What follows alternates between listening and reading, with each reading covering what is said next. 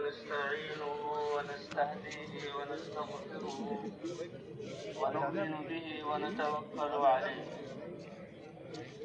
ونعوذ بالله من شرور أنفسنا ومن سيئات أعمالنا من يهده الله فلا مضل له ومن يضلل فلا هادي له ونشهد أن لا إله إلا الله وحده لا شريك له ونشهد أن سيدنا ومولانا محمدا عبده ورسوله صلى الله تعالى عليه وعلى آله وأصحابه وأتباعه وسلم تسليما كثيرا كثيرا. أما بعد فأعوذ بالله من الشيطان الرجيم. بسم الله الرحمن الرحيم. وما خلقت الجن والإنس إلا ليعبدون ما أريد منهم من رزق وما أريد أن يطعمون إن الله هو الرزاق ذو القوة المتين. وقال تعالى كنتم خير أمة أخرجت للناس تأمرون بالمعروف وتنهون عن المنكر وتؤمنون بالله.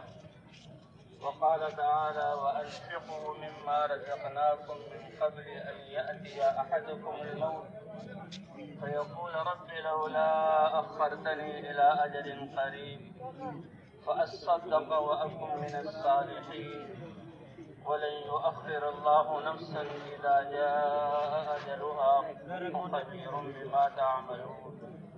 صدق الله العظيم. وقال رسول الله صلى الله عليه وسلم إن الله لا ينظر إلى صوركم ولا إلى أموالكم ولكن ينظر إلى قلوبكم وأعمالكم. www.darsuquran.com. عجبا لأمر المؤمن فإن أمره كله له خير إن أصابته سراء فشكر فله خير وإن أصابته ضراء فصبر فله خير وليس ذلك إلا للمؤمن.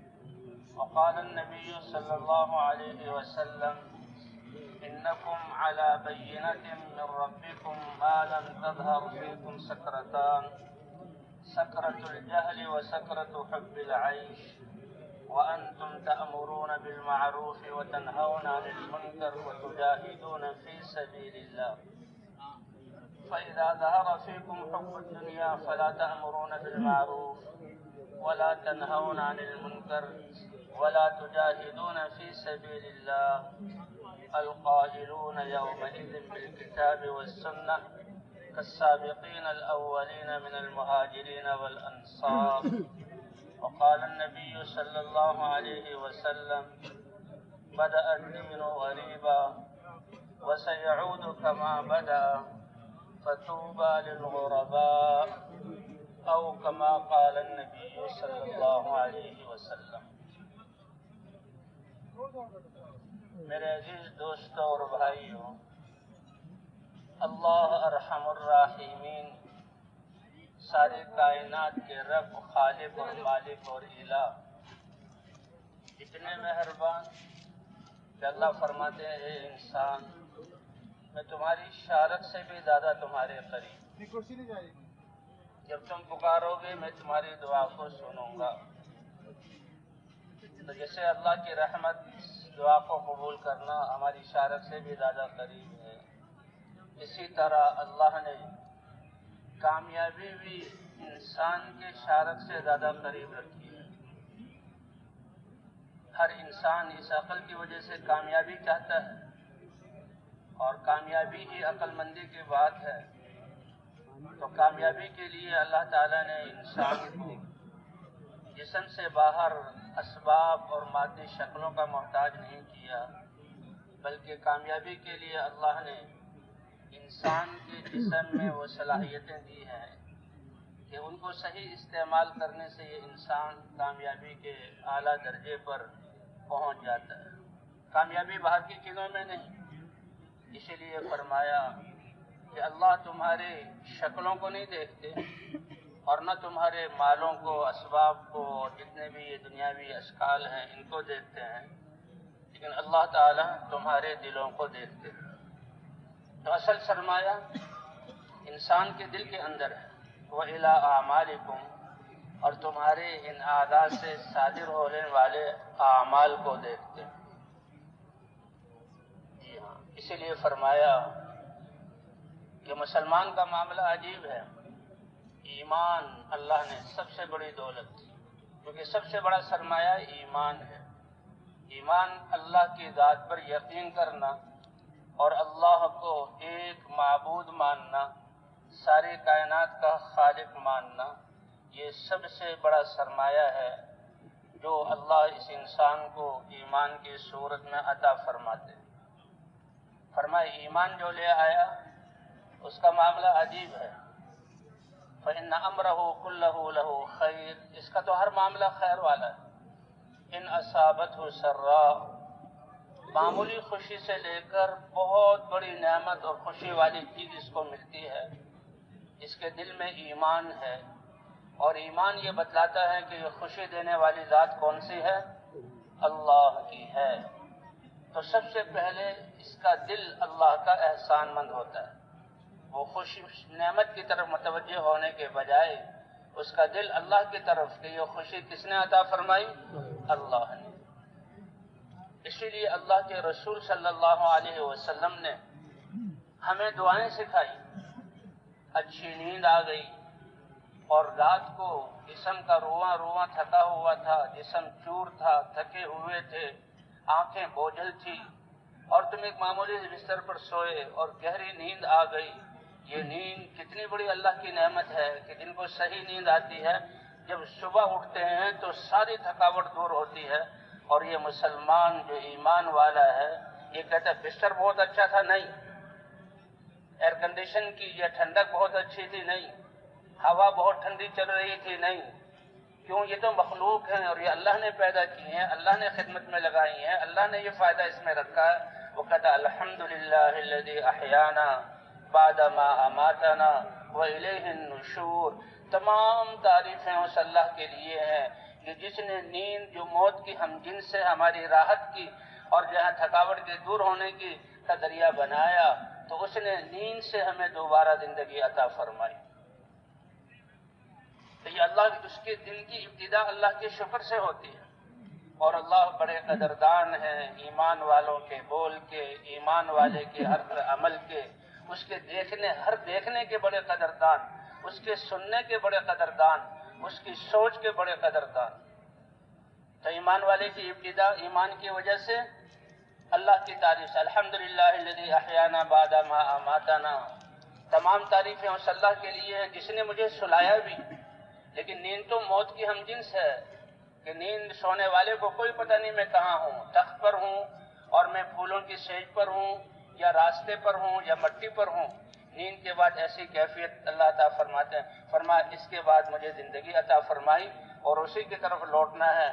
اللہ فرماتے ہیں میرے بندے، میری نعمت کے ملنے پر تو نے میری حمد بیان کی تو یہ نعمت اور اچھی کر کے بڑھا کے دوں گا اور تمہارے لیے اجر بھی لکھ دیا جائے گا۔ لیکن یہ نتیجہ ہے ایمان کا۔ اس سے پہلے ایمان کو بنانا پڑتا ہے، یقین کو بنانا پڑتا ہے۔ لا الہ الا اللہ جو بیان ہو رہا ہے، اللہ کے علاوہ کوئی معبود نہیں، اس یقین کو پیدا کرنا پڑتا ہے۔ یہ یقین ہی اس بات کو بتلاتا ہے۔ مسلمان کپڑے پہنتا ہے تو دنیا والے تو کون سے برانڈ کا ہے، اس کا رنگ کیسا ہے، سیاہ کس نے ہے، وہ تو آفاق ہی میں گم ہے، وہ تو ان چیزوں میں گم ہے۔ لیکن ایمان والا کپڑے پہن کر کیا کہتا ہے؟ الحمدللہ www.darsequran.com من غیر حول منی ولا قوہ۔ اور بھائی رب ہی ہمارا وہ ہے، خالق ہمارا وہ ہے، رزاق ہمارا وہ ہے، ساری کائنات کو اس نے ہماری خدمت میں لگایا، اس نے انسانیت کی شرافت ہمیں بخشی اور اپنی عبادت کا تاج ہمارے سر پر رکھا۔ کہ یہ کون ہے؟ ساری کائنات، اس کو پیدا کرنے کا مقصد یہ کیا ہے کہ یہ انسان کے لیے مسخر ہے۔ آسمانوں کا کھڑے رہنا، سورج کی یہ رفتار اور اس کی یہ حرارت اور یہ روشنی، چاند کی چمکنا، چاندنی، ستاروں کی جگمگاہٹ، ہواؤں کی روانی، پانی کا یہ بہنا، چشموں کا یہ ابلنا، اور جنگلوں میں درختوں کا اگنا، یہ سب مخلوقات انسان کی خدمت کے لیے ہے۔ فرمایا انسان کے لیے ہم نے مسخر کر دیا، اور انسان کو اللہ نے اپنی چاہت والے احکام کو پورا کرنے کے لیے پیدا کیا، اپنی عبادت کے لیے پیدا کیا۔ کتنا بڑا اعزاز ہے جو اللہ نے ہمیں انسان بنا کر یہ دیا ہے۔ رشک کرتی ہے، فرشتوں نے رشک کیا،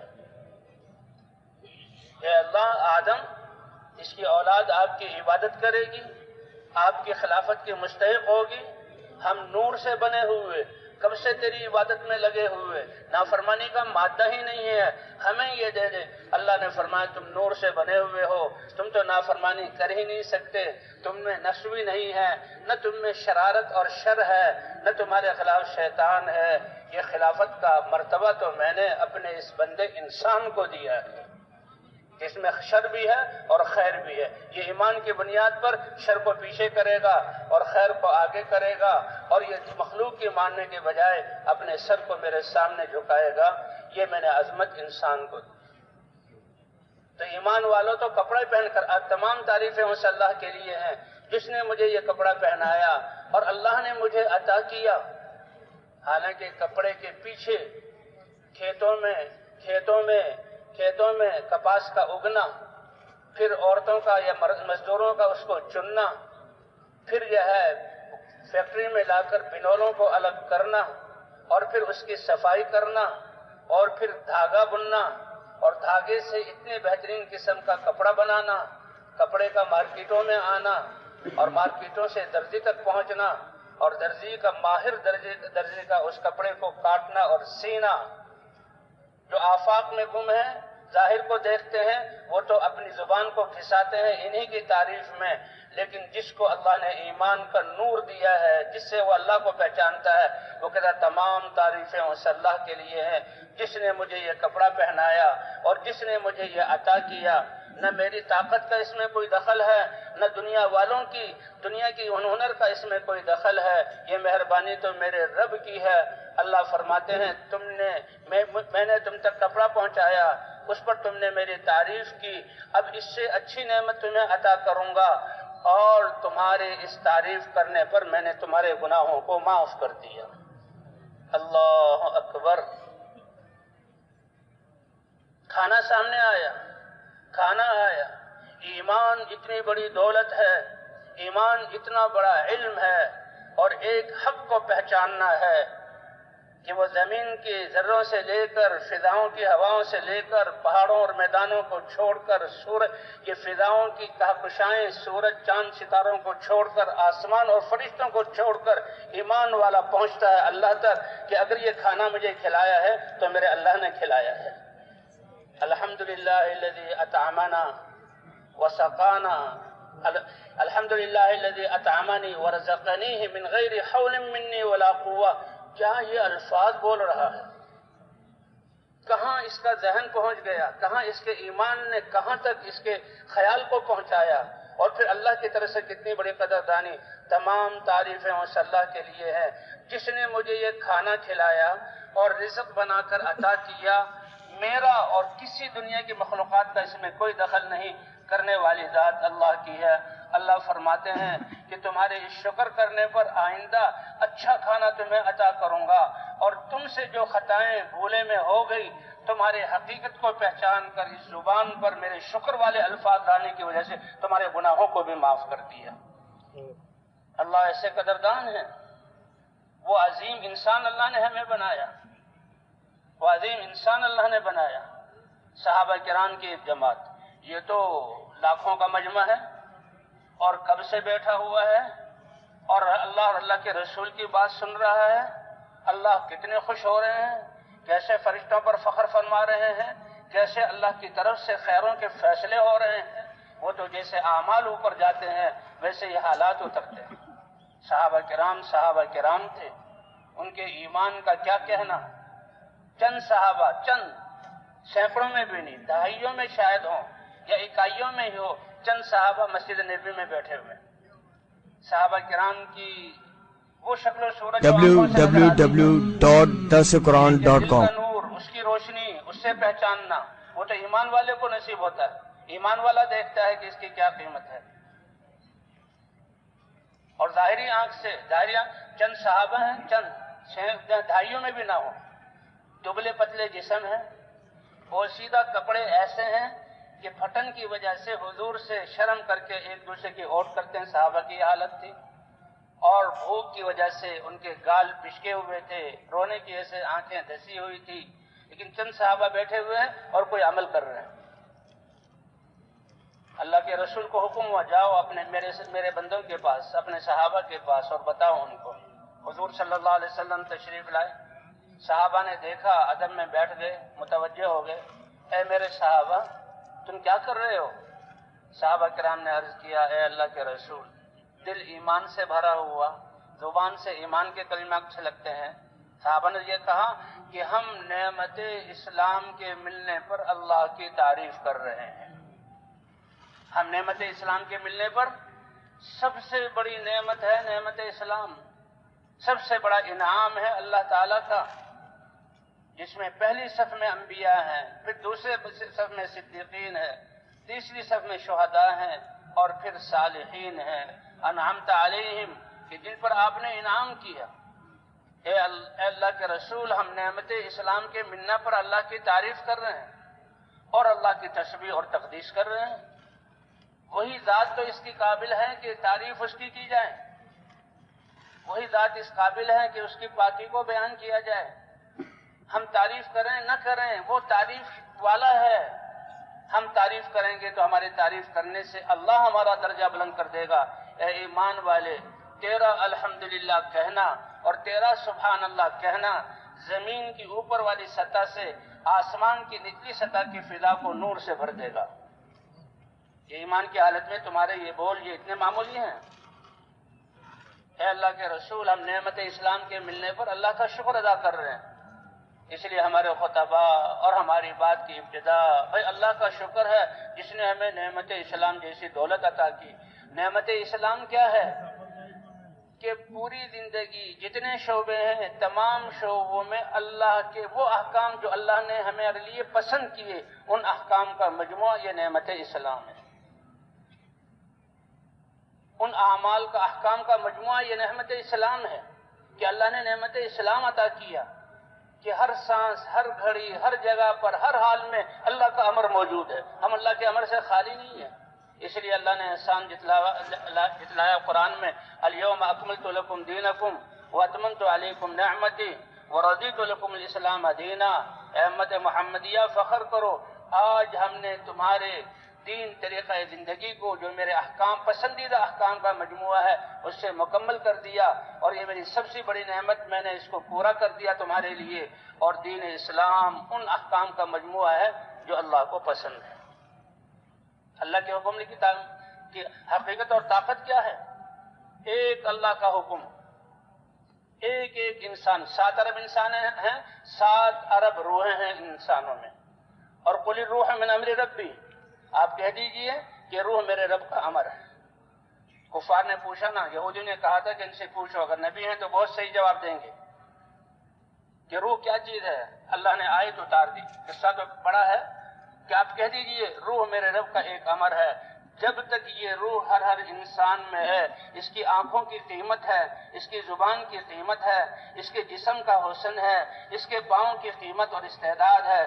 جس دن یہ آنکھوں سے دیکھنا، زبان سے ایسے بیانات کہ دل لرز جائیں، آنکھیں ڈبا جائیں، خوشیوں سے چہروں پر رونق آ جائے، اس کی زبان میں وہ الفاظ میں نے ذکر رکھے ہیں، کانوں سے سننا، سن کر سمجھ کر اپنی زندگیوں کے مقصد کو بدلنا، تو یہ اور جو ہے دماغ سے ایسی سوچ کہ جس سے اللہ راضی ہو جائیں، اور ہاتھوں اور جسموں پاؤں کے سارے کارنامے، اے میرے بندو، میرے ایک امر روح کی وجہ سے تمہارے اندر ہے۔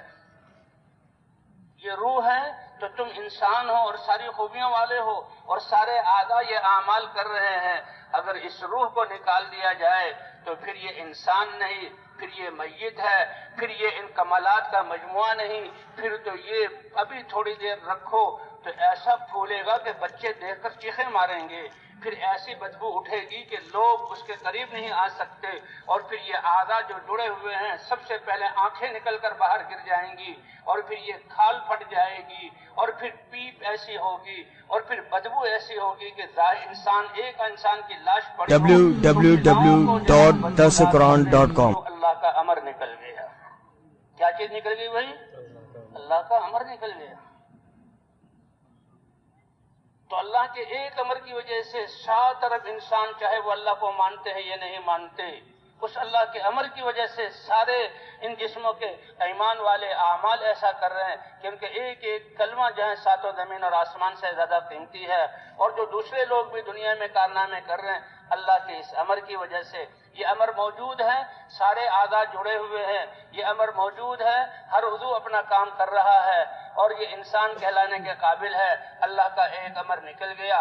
تو اسی طرح اے امت محمدیہ، اے ایمان والو، اس کائنات میں اللہ کا وہ دین جس میں لاکھوں اوامر ہیں یہ زندہ ہوگا تو یہ کائنات تمہارے لیے رحمت کا ذریعہ بنے گی، امن کا گہوارہ بنے گی، عافیتوں کے آنے کا ذریعہ بنے گی، اللہ کی رحمتیں اتریں گی، اور جوں جوں اللہ کے اوامر اس سے نکلتے چلے جائیں گے دنیا میں فساد برپا ہوتا چلا جائے گا۔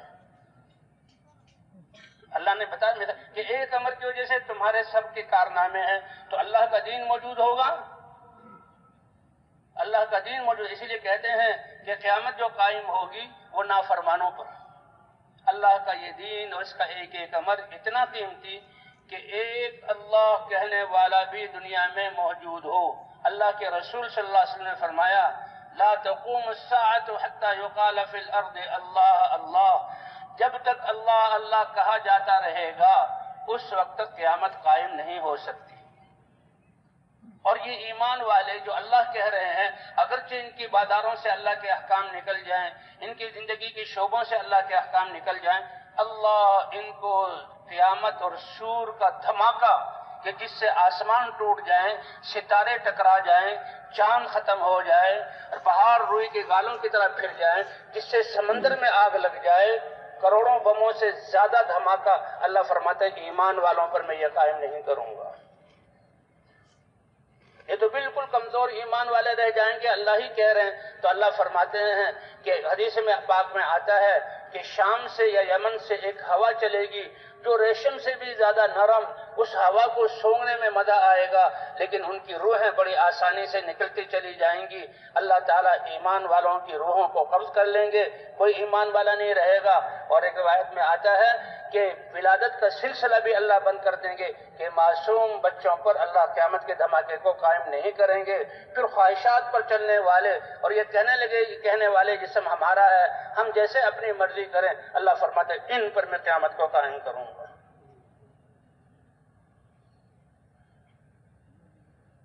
تو اللہ تعالیٰ نے کامیابی بالکل شہرت سے زیادہ قریب اور کامیابی کا جہاں سرمایہ ہر ایک کو برابر دیا۔ حکومتیں، عہدے اور کارخانے اور دکانیں اور تجارتیں اور جائیدادیں اور محلات اور گھر، یہ دنیاوی نظام کے اعتبار سے اللہ نے تقسیم کیے ہیں۔ کامیابی کے ساتھ ان کا کوئی تعلق نہیں۔ اس لیے فرمایا نہ اللہ تمہاری شکلوں کو دیکھتے ہیں نہ تمہارے مالوں کی شکلوں کو دیکھتے ہیں، بلکہ اللہ تعالیٰ تو تمہارے دل کے یقین کو دیکھتے ہیں اور تمہارے اعمال، جسم سے نکلنے والے اعمال کو دیکھتے ہیں۔ اس لیے انسان کا اصلی سرمایہ دل کے یقین کا ٹھیک ہونا اور جسم کا استعمال اللہ کے حکم کے مطابق ہونا، یہ انسان کا اصلی سرمایہ ہے۔ دنیا کا سرمایہ تو ایسا ہے، محل بنایا ہے اس کو اپنے ساتھ لے کر جا نہیں سکتا، کتنے پلنگ ہیں، کتنی مسیریاں ہیں، کتنی پھولوں کے سیج ہیں، ان کو ساتھ لے کر جا نہیں سکتا۔ کتنا مال کمایا ہوا ہے، اس کے ڈھیر ہیں، لباس ہے، ان کو ساتھ لے کر جا نہیں سکتا، ممکن ہی نہیں ہے لے کر جانا۔ اور یہ اسباب تو ایسے ہیں، حکومتیں ٹیکس لگائیں گی تو آپ کے مال پر، امیگریشن والے آپ کے مالوں کو روکیں گے تو آپ کے مال پر، اور اس طرح چور چوری کرے گا تو آپ کے یہ ظاہری اسباب اور اموال کو، اور اگر لڑائیاں ہوں گی تو آپ کے ان عہدوں پر۔ لیکن دینی سرمایہ ایسا ہے، ایمان اور اعمال اللہ کی ذات پر یقین رکھنا، ایمان رکھنا کہ اللہ ہی سب کچھ کرنے والے ہیں، اور لا الہ الا اللہ، اللہ سے جو عہد کیا ہے، کتنا بڑا عہد ہے کہ اللہ کے علاوہ کوئی عبادت کے لائق نہیں، یہ اللہ نے ہم سے عہد کر لیا۔ جیسے ہم اداروں میں جب ہمیں نوکری دی جاتی ہے اور ان کا جو ہے عہد نامہ لکھا جاتا ہے، اس میں اپنے دستخط کرتے ہیں، تو لا الہ الا اللہ، اللہ سے یہ عہد ہے، اے اللہ ہم نے آپ کو الہ، خالق اور مالک اور سب کچھ کرنے والا اور آپ ہی کی طرف لوٹنا ہے، اور اگر ہم اپنی صلاحیتوں کو استعمال کریں گے آپ کے لیے، تو یہ اتنا اونچا عہد ہے www.dasquran.com۔ سن لو اے کائنات، اللہ نے اپنا ذاتی نام اور قسم کھا کر فرمایا، جس نے مجھ سے لا الہ الا اللہ کی صورت میں عہد کیا، کہ اتنا قیمتی ہو گیا کہ اس کے جان اور مال کو اللہ نے جنت اور اپنی رضا کے بدلے میں خرید لیا۔ یہ جان ہماری جان نہیں ہے، یہ جسم اور اعضاء ہمارے جسم نہیں ہے، یہ بھی اللہ نے تھے، لیکن اس نے حقیقت کو پہچانا اور اللہ سے عہد کر لیا، یہ عہدے اور یہ مال اسباب اور یہ گھر اور یہ زمینیں اور یہ شکلیں یہ میری نہیں ہیں، بلکہ کس کی ہیں؟ اللہ کی ہیں۔ کیا مطلب؟ کہ جیسے اللہ کا حکم ہوگا اس کے مطابق میں استعمال کروں گا۔ اس لیے اللہ نے دین بھی ایسا اتارا کہ جس کا تعلق ہماری جانوں کے ساتھ، جس کا تعلق ہمارے ہر عضو کے ساتھ، جس کا تعلق اللہ کی دی ہوئی ہر چیز کے ساتھ ہے، جس کا تعلق ہے کہ یہ اللہ نے خرید لیا، تو اللہ کا جو حکم ہوگا اس کے مطابق ہے۔ اس لیے کہتے ہیں کہ اسے اللہ شارک سے زیادہ قریب ہے اور اللہ کو پکارنا سب سے آسان ہے، تو کامیابی بھی شارک سے زیادہ قریب ہے، اور کامیابی حاصل کرنے کے لیے انسان باہر کی کسی چیز کا محتاج نہیں۔ کامیابی حاصل کرنے کا راستہ کیا ہے؟ کہ لا الہ الا اللہ، دل کے یقین کو ساری چیزوں سے موڑ کر، انی وجہت وجہی للذی فطر السماوات والارض حنیفا، کہ میں نے ساری کائنات سے دل موڑ کر اس اللہ کی طرف کیا جس نے آسمانوں اور زمینوں کو پیدا کیا۔ تو یہ اصل سرمایہ ہے، اور سارے اعضاء اور جو اللہ نے نعمتیں دی ہوئی ہیں، ان اعضاء کو، ان نعمتوں کو اللہ کے حکم کے مطابق، یہ ایسا سرمایہ ہے جو ہر وقت انسان کے ساتھ رہتا ہے۔ دنیا میں تھوڑے سے پیسے کمائے تو جیب میں رکھتے ہیں، اور زیادہ ہو گئے تو پھر لاک میں رکھ دیتے ہیں، اور زیادہ پیسے ہو گئے تو بینک میں جمع کر دیتے ہیں۔ اسباب کو ساتھ لے کر جا نہیں سکتا، لیکن ایمان، نماز، اللہ کا ذکر، اچھے بول، اسی طرح انسان جو اللہ کا حکم ادا کیا، یہ سارے اعمال کا نور انسان کے ساتھ ہوتا ہے۔ کوئی بارڈر والا اس کو روک نہیں سکتا، کوئی حکومت اس پر ٹیکس نہیں لگا سکتی، کوئی امیگریشن والے روک نہیں سکتے، نہ ڈاکو اس پر ڈاکہ ڈال سکتا ہے، نہ چور چوری کر سکتا ہے۔ اور ان اعمال کا ایک نور ہوتا ہے جس سے زمین اور یہ فضائیں، یہ پہاڑ اور یہ ٹیلے اور یہ ریت کے ٹیلے، یہ ریگستان اور یہ نباتات، حتیٰ کہ جانور اور دریا بھی پہچانتے ہیں کہ یہ اتنے ایمان والا اور اتنے اعمال سرمایہ والا ہے، اسی کے مطابق اس کے ساتھ معاملہ کرتے ہیں۔ اللہ تعالیٰ ایسے قدردان ہیں کہ جبرائیل علیہ السلام کو بلا کر اس کا تعارف کراتے ہیں، اور جبرائیل کے ذریعے ساتویں آسمان کے فرشتوں کو کہ یہ بندہ میرا محبوب ہے، اس سے محبت کرو، اور ساتوں آسمان کے فرشتوں کو۔ ایک ہماری کتابوں میں قصہ لکھا ہے، فرزدق ایک شاعر تھا، تو امام زین العابدین رحمت اللہ علیہ وہ بیت اللہ میں تشریف لائے۔ اس وقت وہاں کوئی بڑا آدمی بادشاہ بھی موجود تھا، لیکن وہ بادشاہ موجود ہے، وہ تو اللہ کا گھر ہے، وہاں تو سب برابر ہیں، تو اس نے حجر اسود کے لیے استلام اور چومنے کے لیے کوشش کی، تو بڑا بھیڑ بھڑکتا، لوگ راستہ ہی نہ چھوڑے، ہر ایک کا شوق ہے بھئی تو اللہ کا گھر ہے، میں استلام کروں۔ اتنے میں امام زین العابدین تشریف لائے، اور ان کے آتے ہی لوگوں نے دیکھا تو جناب لوگ چھٹ گئے، بیچ میں راستہ بن گیا، اور وہ آ گئے اور آ کر استلام بیت اللہ حجر اسود کو چوما اور پھر طواف کرنے لگے۔ بڑا عجیب منظر تھا۔ تو کسی نے کہا یہ کون ہے؟ تو کسی نے کہا کہ پتہ نہیں یہ کون ہے، حالانکہ وہ جانتے تھے۔ تو فرزدق شاعر تھا، کیا کہہ رہے ہو؟ یہ کون سی ہستی ہے؟ اس کے پاس ایمان اور اس کے اعمال اور تقوی کیا ہے؟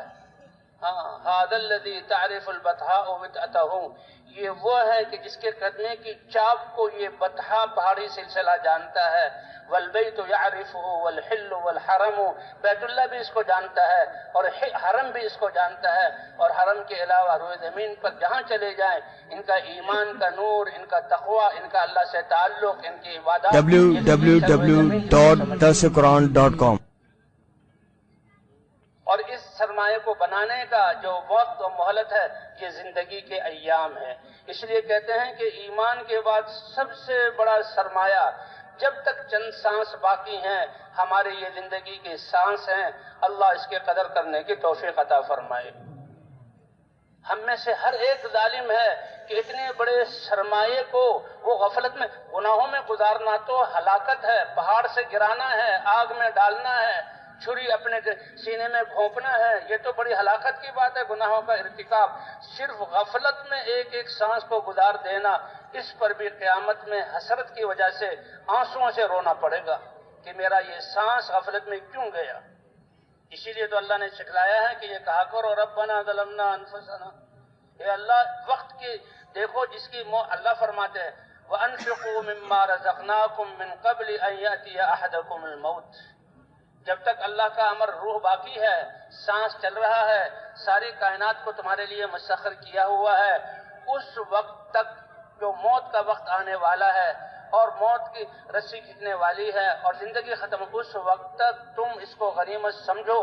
اور یہ ہم نے ہی سب کچھ دیا، ہمارے اوپر ایمان، ہمارے دین اور اعمال کے لیے جو کچھ ہم نے دیا اس کو خرچ کر لو موت کا وقت آنے سے پہلے۔ جب موت کا وقت آیا کہ اب سانس اگلا نہیں ملے گا، فیقول رب لولا اخرتنی، پھر انسان چیخے گا، پکارے گا اور وقت کے ایک سانس کو مانگے گا، اے اللہ اگر مجھے تھوڑی سی مہلت دے دیں۔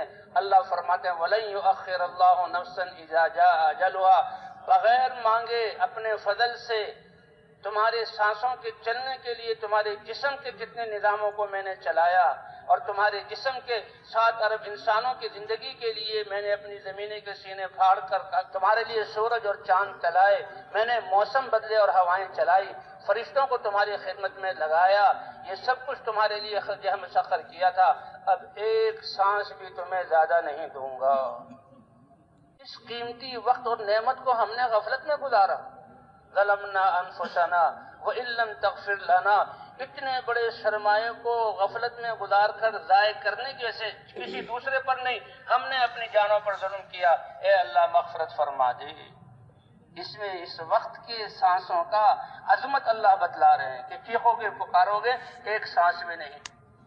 اور ایک قرآن کی روایت کا مفہوم ایسا کہ یہ کافر پوری دنیا اور دنیا کی طرح ایک اور دنیا اگر اللہ فرماتے ہیں ہمیں دے دے اور ہم ایک سانس ہم سے مانگے تو ہم ایک سانس بھی اس کو نہیں دیں گے، یہ ایسی قیمتی چیز ہے۔ ابھی کیا کہا لولا اخرتنی، مجھے چند سانس مل جائے، کس لیے؟ تاکہ میرے تو انتخابات ہو رہے تھے میں بادشاہ بن جاؤں، کارخانے کی چابی ملنے والی تھی اس کو اسٹارٹ کر دوں، زمین کا مالک بننے والا تھا اس میں بیج اگا دوں، گھر میں بس بچوں کو لانا تھا اس میں جو ہے میں اس میں کیا کہتے ہیں میرے اپنی زندگی گزاروں، اور گاڑی میں نے خرید لی تھی ان پر اس پر سفر کروں، نہیں نہیں نہیں نہیں، اس کے لیے نہیں، فاصدق، تیری دی ہوئی جان اور مال کو تیرے لیے خرچ کروں، واکن من الصالحین، اور میں بھی تیرے نیک بندوں میں سے ہو جاؤں۔ اللہ فرمائیں گے اب وقت گیا، قرآن تمہیں پڑھ کر سنایا گیا، بیانات کے ذریعے اہل اللہ نے تمہیں سمجھایا، دن رات کی گردش ہر چیز اللہ کو بتلانے والی ہے، یہ ایام میں نے تمہارے اوپر ہی بھیجے تمہیں ڈرانے والے، لیکن تم اندھے بنے رہے، اب ایک سانس بھی تمہیں نہیں دوں گا۔ فاصدق، میں صدقے کروں، واکن من الصالحین، اور میں جہاں نیک لوگوں میں سے ہو جاؤں، ولن یؤخر اللہ نفسا اذا جاء اجلها، اور اللہ کو معلوم ہے بخوبی اچھی طرح کہ تم نے جو جو اعمال کیے ہیں اور اللہ کے سامنے پیش ہونا ہے۔ اس لیے بھئی ہماری سب سے بڑی زندگی کا سرمایہ یہ زندگی کے سانس ہیں جو اللہ نے ہمیں عطا کیے ہوئے ہیں، اور کامیابی کا سرمایہ فقیر سے لے کر بادشاہ تک اللہ کی ذات پر ایمان اور جسم سے صادر ہونے والے نیک اعمال ہیں۔ یہ ایمان کتنی بڑی چیز ہے۔ اے میرے بندے، جیسا تمہارا میری ذات پر یقین ہوگا ویسا میں تمہارے ساتھ معاملہ کروں گا اور اپنی قدرت کو استعمال کروں گا۔ آج جمعہ تھا، جمعہ کے دن آتا ہے کہ سورہ کہف پڑھی جائے، اور سورہ کہف پڑھنے سے، اس کی اب شروع کی اور آخری آیت پڑھنے سے اللہ دجال جیسے فتنے سے بچائیں گے۔ سب سے بڑا فتنہ آج دنیا والے، دنیا کی چمک چوند اور دنیا کی چیزوں سے، ان سے یہ ہوتا ہے ہوگا کہ اللہ اس کو ایسی طاقت دیں گے، زمین سے کہے گا غلہ ہوگا تو غلہ اگائے گی۔ جو کہتے ہیں کہ جو نظر آتا ہے ہم تو اس کو مانیں گے، وہ تو اس کو خدا مان لیں گے، اور جو کہیں گے نہیں ہم ایمان بالغیب والے ہیں، کرنے والی ذات کس کی ہے؟ اللہ کی ہے۔ www.darsequran.com سب سے بڑا فتنہ ہے بس یہ آخری، اور جس کے ختم کرنے کے لیے اللہ عیسیٰ علیہ السلام کو آسمانوں سے اتاریں گے اور عیسیٰ علیہ السلام اس کو ختم کریں گے۔ تو بہرحال وہ تو دوسرا قصہ ہے، دوسری طرف بات جاری ہے۔ تو سورہ کہف ہم پڑھتے ہیں، اور سورہ کہف میں کیا ہے؟ چند نوجوانوں کا ماشاءاللہ مجمع ہر قسم کا ہے، لیکن یہ خوبصورت نوجوان اپنے آپ کو ساری لایانی اور غفلتوں سے جو ہے پیچھے ڈال کر فارغ کر کے اس میدان میں جمع ہیں۔ اور اللہ کتنے قدردان ہے، جو شروع میں سنایا تھا کہ حضور صلی اللہ علیہ وسلم آئے، اے میرے صحابہ تم کیا کر رہے تھے؟ چند صحابہ ہیں، شاید دھائیوں میں بھی نہیں، بڑے پرانے کپڑے ہیں، گال پچکے ہوئے ہیں، اور اللہ کے رسول پوچھ رہے ہیں، اے اللہ کے رسول ہم نعمت اسلام کے ملنے پر اللہ کا شکر ادا کر رہے ہیں اور اس زبان سے اللہ کی تسبیح اور تقدیس بیان کر رہے ہیں۔ اللہ کے رسول نے کہا ٹھیک ہے، لیکن پھر بھی اللہ کے رسول نے کہا اللہ ما اجلسکم الا ھذا، تو میں اپنے رب کا واسطہ قسم اور ان کو گواہ بنا کر کہتا ہوں کیا اسی لیے بیٹھے ہو؟ صحابہ کرام نے بھی بالکل صاف، بڑے صاف دل والے تھے، بڑے صاف گو تھے، ذرہ برابر ہیر پھیر نہیں تھے۔ اللہ ما اجلسنا الا ھذا، اے اللہ کے رسول ہم بھی اللہ کو گواہ بنا کر کہتے ہیں ہم اسی لیے بیٹھے ہوئے ہیں۔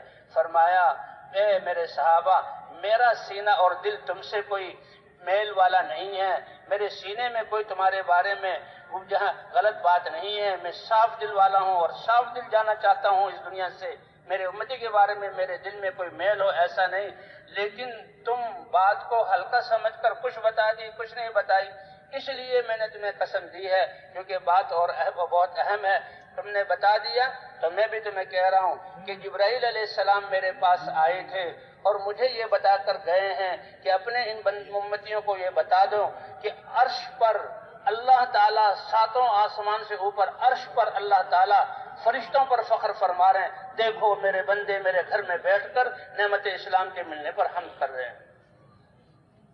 یہ 5-6 لاکھ کا مجمع اور یہ سب کچھ چھوڑ کر یہاں بیٹھا ہوا، اور ان کا مقصود صرف اے اللہ آپ راضی ہو جائیں، اے اللہ در در کی ٹھوکر کھا لی ہم آپ سے صلح کرنے آئے ہیں، آپ سے تعلق جوڑنے آئے ہیں، آپ کو راضی کرنے آئے ہیں، کہ بھئی یہی مقصود ہے یا کوئی اور دنیا کی چیزیں مقصود ہے؟ اللہ اکبر، لاکھوں کا مجموعہ، اور وہ تو چند تھوڑی دیر کے لیے بیٹھے صحابہ، اور یہ 3 دن، 1 رات گزر گئی 2 راتیں باقی ہیں۔ اللہ اس وقت کو جیسے اللہ چاہتے ہیں اس طرح اعمال میں اور توبہ استغفار اور اللہ سے مانگنے رونے دھونے میں اللہ گزارنے کی توفیق عطا فرمائے۔ فرمائے میرے صحابہ سن لو، اللہ نے فرمایا کہ بتا دو ان کو کہ اللہ تمہارے اس جو ہے نعمت اسلام کے ملنے پر شکر جو ادا کر رہے ہو اور سبحان اللہ الحمدللہ کہہ رہے ہو، فرشتوں پر فخر فرما رہے ہیں۔ تو ایسا اللہ ایسے قدردان ہے ہمارے اعمال کے، ہمارے ایک منٹ کی، وہ 1 منٹ کیا ہے، منٹ میں تو آدمی کتنی دفعہ سانس لے لیتا ہے، 10 سیکنڈ میں ایک سانس، 5 سیکنڈ میں ایک سانس لیتا ہے، ہر انسان 1 منٹ میں 5 دفعہ سانس لیتا ہے، اگر وہ یعنی نارمل اپنے آپ کو رکھے، اس سے زیادہ بھی جب سانس چڑھ جائے آتا ہے، تو ایک سانس کی کیا قیمت ہے۔ تو یہ سورہ کہف ہے، اس میں اللہ نے اس کو اتارا ہے، اس میں یہ کیا ہے؟ چند نوجوانوں کا ذکر ہے۔ جی ہاں، اذ ابى الفتية الكهف فقالوا ربنا، چند نوجوان تھے اور بڑے سمجھدار تھے۔ عقل اور سمجھداری وہ اچھی ہے جو اللہ کی پہچان کروائے اور اللہ کی طرف جو ہے لوٹا دے، ورنہ تو یہ دنیا کی ہوشیاری اور دنیا کے کیا چیزوں میں آگے بڑھنا، اللہ سے غافل ہو جانا، یہ تو ہلاکت میں ڈالنے والا ہے۔ اس لیے حضور صلی اللہ علیہ وسلم نے عقل مندی کا پیمانہ اور جو ہے وہ کسوٹی ہمیں دے دی۔ دو قصے ہیں، دو حدیثیں حضور کی ہیں. ایک تو یہ حدیث ہے کہ صحابہ کرام کا مجمع بیٹھا ہوا ہے اور صحابہ اللہ اکبر طلب کرنے والے سب سے بڑے اور علم کو حاصل کرنے والے صحابہ وہ ہستیاں ہیں کہ جن کو اللہ نے اپنے حبیب سید الانبیاء حضرت محمد صلی اللہ علیہ وسلم کی صحبت کے لیے چنا اللہ نے، تو کیا ان کا درجہ ہوگا. صحابہ کہ میرے نبی کی صحبت اور میرے نبی سے میرے دین کو لے کر قیامت تک آنے والے انسانوں کا تک پہنچانے کا ذریعہ، پہلے ذریعہ صحابہ بنیں گے، تو کیا ان کا مرتبہ ہے، کیا ان کا مرتبہ ہے. www.darsulquran.com تو صحابہ کو اللہ کے جو ہے اللہ نے اپنے نبی کی صحبت کے لیے چنا. تو بہرحال وہ نوجوان تھے اور وہ بڑے سمجھدار تھے. جو ان کی دنیاوی اسلامی ممالک میں تو تعلیم کی جگہ مدرسے تھے کہ اصل علم الہی ہے، مدرسوں ہی سے سب کچھ، جو علماء یہی علم دیا کرتے تھے. بہرحال دنیا والوں کے ہاں، ان کے ہاں دنیا کی چیزیں فنون ہوا کرتے تھے، وہ سکھائے جاتے. بہرحال تو وہ ان کی درسگاہوں میں بڑے لائق فائق تھے، بڑے اعلیٰ نمبر پاس. تو بادشاہوں کی اور حکومت والوں کی نظریں ہوتی ہیں کہ جو مخلص ہوں اپنے ملک کے لیے کہ بھئی ہم ان سے اپنے ملک کا نظام چلوائیں. تو 6 نوجوان تھے، یہ ٹاپ کرتے تھے. بادشاہ کی ان پر خصوصی نظر تھی. بادشاہ نے کہا کہ آگے جو ہے ملک کے سارے جو ہے معاملات کو یہ سنبھالیں گے. بادشاہ کی بڑی عنایت، اور وہ بہت سمجھدار تھے. لیکن بادشاہ تو تھا کافر، اور جب رعایا تھی وہ بھی بتوں کو پوجنے والی. اس لیے دنیا ان کے سامنے تھی، دنیا کی بادشاہ کی بڑائی، کہ جب تک کسی کی بڑائی دل میں نہیں ہوگی، طاقت کا روب نہیں ہوگا، نظام ٹھیک نہیں چلے گا. یہ 6 نوجوان اللہ تعالیٰ ہر زمانے میں علماء اور اہل علم اہل حق کو بھی باقی رکھتے ہیں. ایسے لوگ، ان کے ساتھ اللہ کی مدد ہوتی ہے، دنیاوی اسباب نہیں ہوتے. تو علماء بھی کہیں کسی جگہ پر بیٹھے ہوئے لوگوں کو علم کی باتیں بتلاتے تھے، اور وہ بہت تھوڑے ہوتے تھے. اب تھے یہ بہت سمجھدار. اچھا، علماء کی مجلس میں بھی بیٹھے. سمجھدار آدمی موازنہ کرتا ہے اور دیکھتا ہے. انہوں نے اپنی درسگاہیں اور بادشاہ کے وعدے اور بادشاہ کے عہدے ان کو بھی سنا، اور ان علماء کے علم کی باتیں، اللہ کی وحدانیت اور اللہ کا دین، اس کو بھی سنا. سمجھدار تھے، اس لیے سمجھ گئے کہ علماء کی بات حق ہے اور بادشاہ یہ تو سب سراسر دھوکہ ہے، وہ تو اپنے مقصد اور غرض کے لیے ہم پر کچھ خرچ کر رہا ہے. تو اس لیے حضور صلی اللہ علیہ وسلم، صحابہ کرام کا مجمع بیٹھا ہوا تھا. حضور صلی اللہ علیہ وسلم تشریف فرما ہے، سب سے عقل مند. تو ایک صحابی نے اٹھ کر سوال کیا، اے اللہ کے رسول، لوگوں میں سب سے زیادہ زندگی کے سرمایے کو احتیاط کے ساتھ گزارنے والا کیا ہے، کون ہے؟ یہ بتا، یعنی جو کہا کہ زندگی کا اتنا بڑا سرمایہ، اتنا اہم ہے، تو مختصر تھا، لیکن اس کو کہتے ہیں جب مسائل زیادہ ہوں، وسائل کم ہوں، تو بہت احتیاط سے جو ہے کام کرنا پڑتا ہے، ورنہ پھر رونا پڑتا ہے. کہ اے اللہ کے رسول، لوگوں میں سے سب سے زیادہ زندگی کے تھوڑے سے سرمایے کو سب سے زیادہ کام میں لانے والا کون ہے، اور سب سے زیادہ عقل مند کون ہے؟ 2 سوال تھے. اتنا زبردست سوال، اور سوال صحابہ کر رہے ہیں، اور جواب دنیا کے سب سے بڑے علم والے سید الانبیاء جن پر وحی اترتی ہے وہ جواب دے رہے ہیں. تو حضور صلی اللہ علیہ وسلم نے کسوٹی دے دی. فرمایا جو سب سے زیادہ موت کو سامنے رکھنے والا، یاد کرنے والا ہو، اور موت کے بعد کی ہمیشہ کی زندگی کے لیے سب سے زیادہ تیاری کرنے والا ہو. اے میرے بندو، دنیا میں تمہارے ماں کے پیٹوں میں بنایا میں نے، اور دنیا میں تمہاری زندگی کے لیے بے بہا اور ان گنت مخلوق کو تمہاری خدمت میں لگایا، لیکن آخرت کی جو زندگی ہے اس کا سرمایہ تم نے یہاں سے بنا کر لے کر آنا ہے. اور آخرت کی کروڑ ہا سال کہیں تو یہ بھی تھوڑے ہیں، ارب ہا سال کہیں تو یہ بھی تھوڑے ہیں، پدم ہا سال کہیں یہ بھی تھوڑے ہیں. ہمارے کیلکولیٹر، ہمارے خیالات کے گھوڑے، ہمارے حساب، زبانیں تھک جائیں، اتنی بڑی کبھی ختم نہ ہونے والی زندگی کے لیے سرمایہ یہ ایمان اور اعمال کا فرمایا یہ دنیا سے تیار کرنا ہے. اور یہ سرمایہ ایسا ہے کہ اللہ دنیا کی زندگی بھی بنائیں گے، آخرت کی زندگی بھی بنائیں گے. یعنی سوچے تو صحیح، یہ فلاں کو 30 سال قید میں رکھا، فلاں کو 40 سال قید میں رکھا، اس کو تہ خانے میں رکھا، اس کو الٹا بنا کے الٹا لٹکایا، بہت ظلم ہوا، بہت ظلم ہوا، بہت ظلم ہوا، لیکن یہ کیا حقیقت ہے؟ اتنی تھوڑی سی مدت اور ہمیشہ ہمیشہ کی زندگی، یا تکلیفوں والی زندگی ہے یا نعمتوں والی زندگی ہے۔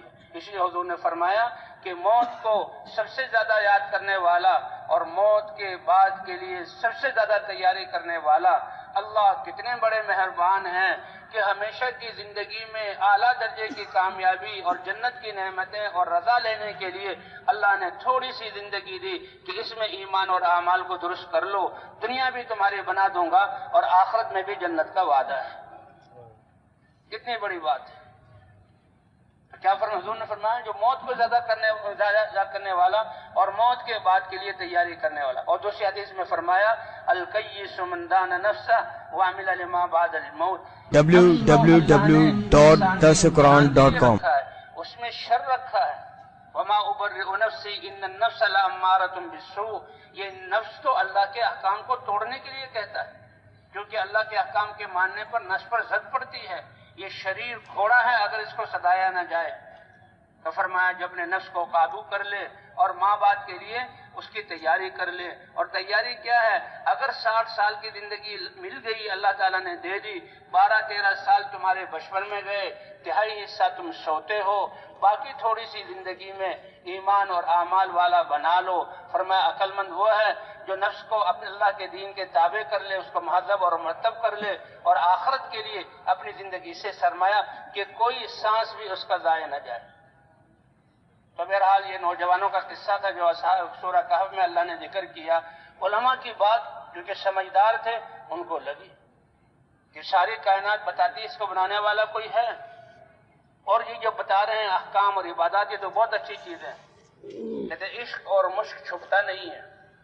یہ بچے کیونکہ کافر تو اپنے سامنے سجدہ کرواتا تھا، اور بادشاہ کے سامنے تو بس اس کی بڑائی کے بول، جھوٹی تعریفیں اس کی کرو، چاہے دل میں جو کچھ بھی ہو۔ تو جیسے عشق نہیں چھپتا، ایمان اللہ سے سب سے بڑا عشق ہے، چھپتا نہیں ہے۔ ان کی اداؤں سے اور ان کے جو ہے حرکات سے سمجھ گئے کہ یہ ہمارے تابع اتنے نہیں، ہوتے ہوتے بادشاہ کو پتہ لگ گیا۔ بادشاہ کو پتہ لگا اچھا یہ تو مجھے رب ماننے کے بجائے اور مجھے سپر پاور اور کرنے والا ماننے کے بجائے میرے احسان مند ہو، یہ تو اللہ کو مانتے بلایا اور سمجھایا۔ دیکھو تم اپنی جانوں کے دشمن مت بنو، اور تمہارے لیے سارے یہ عہدے تمہارا انتظار کر رہے ہیں، ہمارا سرمایہ لگ رہا ہے، بس مجھے بڑا مانو اور میرے مطابق چلو، یہ سارے تمہارے لیے راحتیں۔ تو جو اللہ کو پہچان لیتا ہے، اللہ کی بات سنتا ہے، آخرت کی سنتا ہے، تو اس کے دل میں آ جاتا ہے کہ دنیا کی کوئی حیثیت ہے ہی نہیں، دنیا کی کوئی حیثیت ہے ہی نہیں۔ بس دعوت و تبلیغ کے ذریعے یہی کہ اللہ کی عظمت ہمارے دلوں میں آ جائے، آخرت کی بڑائی ہمارے دلوں میں آ جائے، اللہ کے احکام میں کامیابی ہمیں نظر آنے لگے، اور دنیا کی بے ثباتی اور جو ہے نافرمانی کا یہ برائی اور اندھیرا اللہ اس سے ہمیں سمجھا دے۔ تو بڑا سمجھایا، انہوں نے کہا دیکھو ابھی بھی تو آرام سے، اور اگر تم ہماری بات کو نہیں مانو گے تو پھر ہم تمہیں سنسار کریں گے، پھر ہم تمہیں عبرتناک سزائیں دیں گے تاکہ تمہارے والے راستے پہ کوئی اور نہ چلے۔ نوجوان تھے جمع ہوئے، کہنے لگے اللہ نے بڑی مشکل سے ایمان دیا، دلوں میں اپنی معرفت کا نور دیا، بادشاہ ہمیں تنگ کرے گا، کہیں ہماری زبانوں سے اللہ کی شان میں بے ادبی گستاخی نہ ہو جائے، تو کیا کرو؟ ہجرت کرو۔ او بھائی جن بازاروں میں ہمارے اخلاق خراب ہوئے، یقین خراب ہوا، ہماری زندگی بگڑی، ہماری زندگی کا سرمایہ ضائع ہوا، اس کی وجہ سے آج دنیا ہمارے لیے عذاب بنی ہوئی ہے، اس ماحول کو چھوڑ کر دوسرے ماحول میں جانا یہ ایک فطرت اور اللہ کی سنت ہے۔ یہ تبلیغ والے ایسے نہیں کریں نکلو، اور بھائی ہیرا گندگی نالی میں پڑا ہوا ہے تو اس نالی میں منو پانی ڈالنے کے بجائے اس کو وہاں سے نکال کر تھوڑا سا گلاس کے پانی سے دھو لو، صابن لگا کے، وہ پاک اور صاف ہو جائے گا۔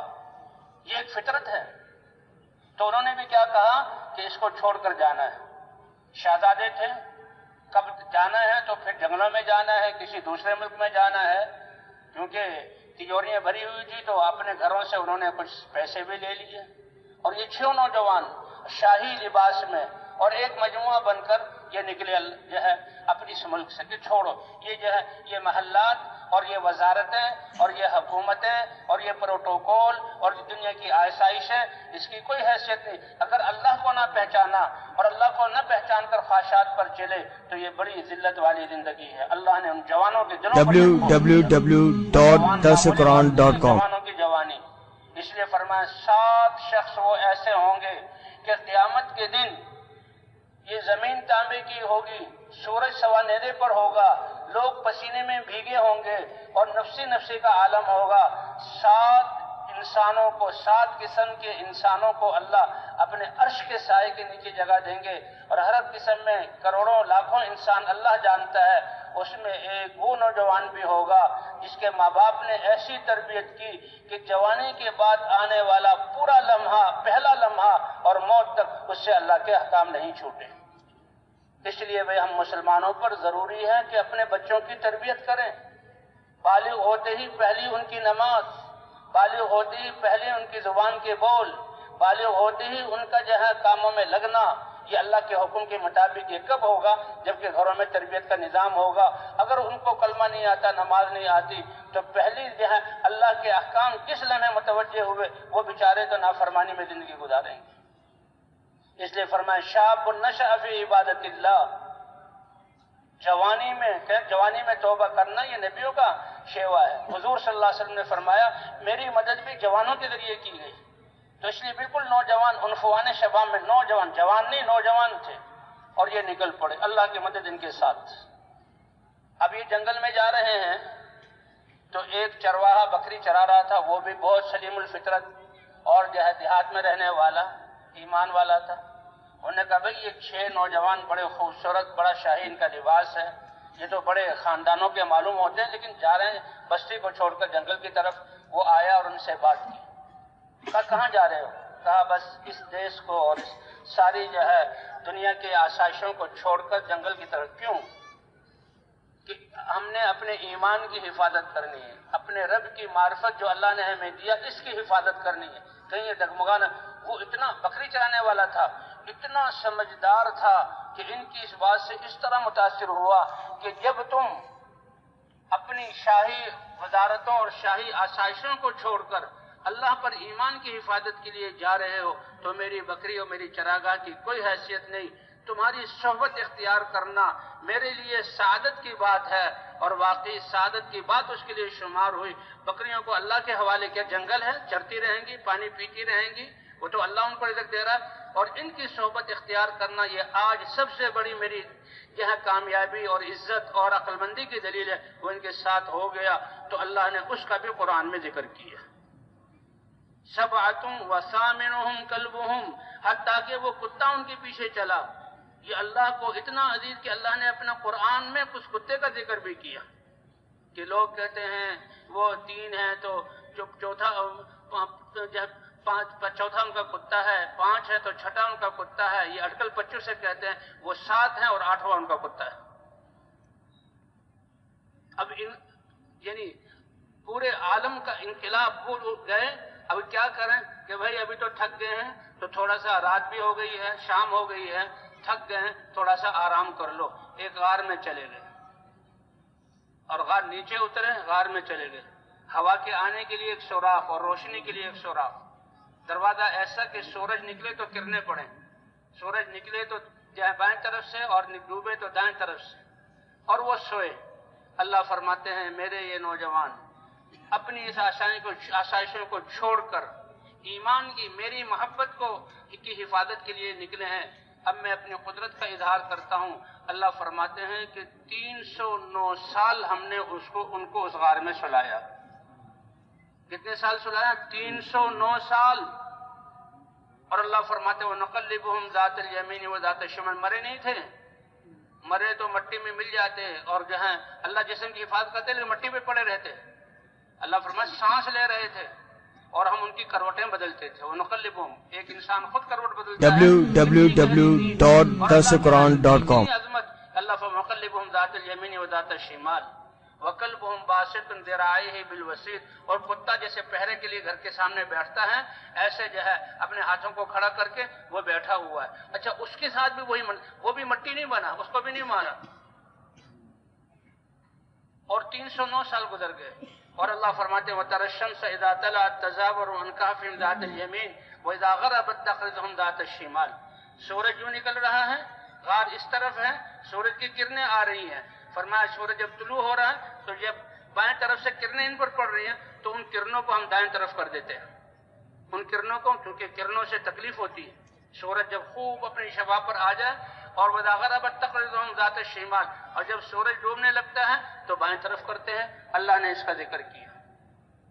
اے دنیا کے انسانوں، اے امت محمدیہ کے ایمان والو، وہ بادشاہ، اس کی فوجیں، اس کے ہتھیار، اس کے جو ہے اسباب، اس کی وزارتیں، وہ سب گل سڑ گئے اور زمین میں پیوند ہو گئے اور حکومتوں کے حکومت آئی، اور ان نوجوانوں کو ہم نے ایمان کی حفاظت کے لیے نکلے اپنی قدرت کا اتنا بڑا اظہار کیا کہ 309 سال تک سلایا ہم نے۔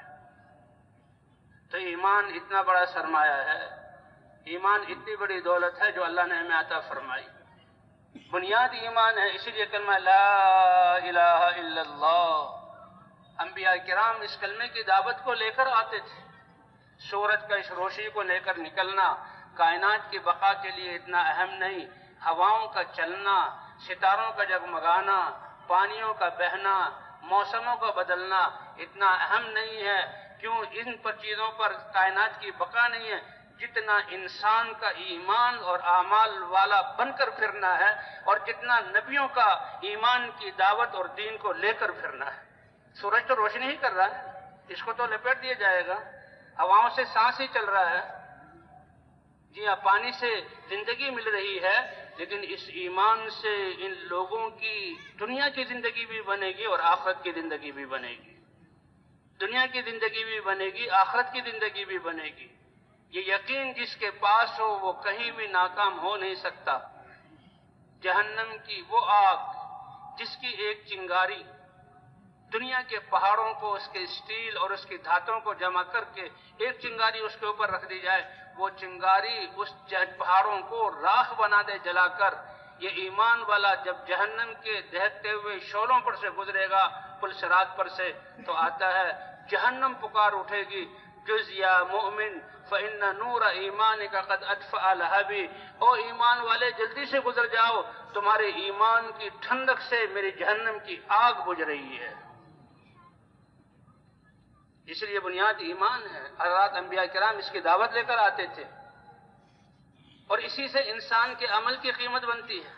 من عمل صالحا من ذکر او انثى وهو مؤمن فلنحيينه حیاتا طیبہ، کہ جی دوسرے مذہب والوں کے، اللہ کو نہ ماننے والوں کے اخلاق بھی بڑے اچھے ہیں، وہ بھی بڑی انسانیت کی خدمت کرتے ہیں۔ او بھائی، نہ وہ اللہ کو جانتے ہیں نہ وہ آخرت کو جانتے ہیں، وہ تو دنیا ہی کی زندگی کے سامنے رکھ کر وہ کچھ خیریں کرتے ہیں، اس لیے اللہ ان کی اچھائیوں کا بدلہ دنیا میں دے دیں گے۔ جب آخرت کو مانتے ہی نہیں تو آخرت کے لیے، اور اللہ کو مانتے نہیں تو اللہ کے سامنے پیشی وہاں کیا ان کے لیے ہے؟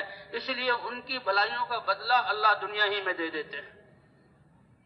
ایمان والے کا عمل تو آخرت کے لیے ہوتا ہے، ایمان والے کا عمل تو آخرت کے لیے ہوتا ہے، اس لیے ایمان ایک امتیازی چیز ہے۔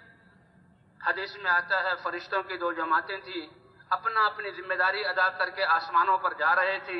ایک دوسرے سے پوچھا انہوں نے، ایک نے پوچھا تم کہاں سے آئے ہو؟ کہنے لگے جی ہم تو ایک کافر انسان تھا، بڑے خواہشات پر چلنے والا، لیکن لوگوں سے اچھے معاملہ بھی کرتا تھا، اس کی موت کا وقت تھا اور روح نکلنے والی تھی۔ آسمانوں سے اللہ نے حکم دیا اور ہمیں حکم دیا کہ جاؤ، یہ کافر مرنے والا ہے اور اس کو مچھلی کھانے کی خواہش پیدا ہوئی ہے، اور اس کے تالاب میں مچھلی ہے نہیں، اور اس نے اپنے نوکر یا خادم یا غلام کو کہا ہے کہ شکار کر کے لاؤ، کانٹا دے کر بھیجا، مچھلی ہے نہیں۔ میرے فرشتوں جاؤ سمندر سے مچھلی پکڑو اور اس کے تالاب میں ڈال کر کانٹے میں پھنسا دو۔ اتنی بڑی خدمت، فرشتہ آ رہا ہے، کہا ہم نے تو وہ مچھلی پھیلا جس کو پھنسائی اور وہ نکالی گئی، اس کو چیرا گیا، بھونا گیا، مسالے لگائے گئے، اس نے کھایا اور روح نکل گئی۔ اوہ اگر ایمان کی بات نہ ہم کہیں گے بھی بڑا اللہ کا ولی www.darsequran.com اور بھائی جو تمہارے پاکستان میں رہنے والا وہ پاکستان کو مانتا ہی نہیں، تمہارے قانون کو مانتا ہی نہیں، چاہے وہ کچھ بھی تمہاری خدمت کرے، تم اپنے ملک والوں سے نہیں مانو گے کہ اللہ کو نہیں مانتا، آخرت کو نہیں مانتا. اچھا بھائی بڑی عجیب بات ہے، اللہ نے بھیجا فرشتے کو. اچھا آپ لوگ کہاں سے آئے ہیں؟ کہ جی ایک ایمان والا تھا، بڑے تقوی والا، ہر وقت اللہ سے کے سامنے رونے دھونے والا، اللہ کی ماننے والا، اور اس کی موت کا وقت آیا تھا، اور اس کو پیاس لگی. اور اس وقت کی پیاس کتنی سخت ہوتی ہے کہ اس نے اپنے کسی متعلق بیٹے کو یا خادم کو یا نوکر کو کہا کہ پانی لے آؤ، اور اس کی سراہی یا مٹکے میں پانی موجود تھا اور وہ پانی لینے کے لیے جا رہا تھا. اللہ نے کہا جاؤ، میرے بندے نے اپنے جہاں خادم کو کہا پانی لے آؤ، تم اس سراہی یا مٹکے تک آنے سے پہلے اس مٹکے کو توڑ دو. اور پانی بہہ گیا. تو اس زمانے میں پانی کا لانا کوئی معمولی بات نہیں تھی. آج تو اللہ کی اتنی نعمتیں ہیں شاید فبأي آلاء ربكما تكذبان. یہ آج کل کے انسانوں سے اللہ دادا پوچھ رہے ہیں، بتاؤ تم اللہ کی کس کس نعمت کو جھٹلاؤ گے؟ بتاؤ اللہ کی کس کس نعمت کو جھٹلاؤ گے؟ سمجھدار لوگ کہتے ہیں کہ درمیانی درجے کے انسان کی زندگی آسائشیں پہلے زمانے کے بڑے بڑے بادشاہوں سے زیادہ تھی. یہ بتائیں اس زمانے میں بادشاہ اگر وہ پانی منگاتے تھے تو اتنی آسانی سے پانی ملتا تھا؟ کیا اگر گرمیوں میں اس طرح ایئر کنڈیشن کی ہوائیں انہیں ملتی تھی؟ کیا وہ سفر کرنے میں اس طرح کے جہاز اور گاڑیاں انہیں ملتی تھی؟ اس طرح کے روڈ بنے ہوتے تھے؟ کتنی نعمتیں اللہ نے عطا فرما دی. اللہ ان نعمتوں پر اپنی ذات کا شکر ادا کرنے کی توفیق عطا فرمائے. اور ایمان سے شکر ادا ہوتا ہے، ایمان سے زندگی بنتی. جو پہلی حدیث پڑھی تھی کہ مومن کا معاملہ عجیب ہے، اگر اس کو خوشی پہنچے تو وہ شکر کر کے اللہ سے نعمت کو بڑھواتا ہے. اور نعمت اسلام پر شکر کر رہا ہے تو اسلام روحانی نعمت زیادہ ہوتی ہے، مادی نعمتوں پر شکر کر رہا ہے تو مادی نعمتیں زیادہ ہوتی ہیں.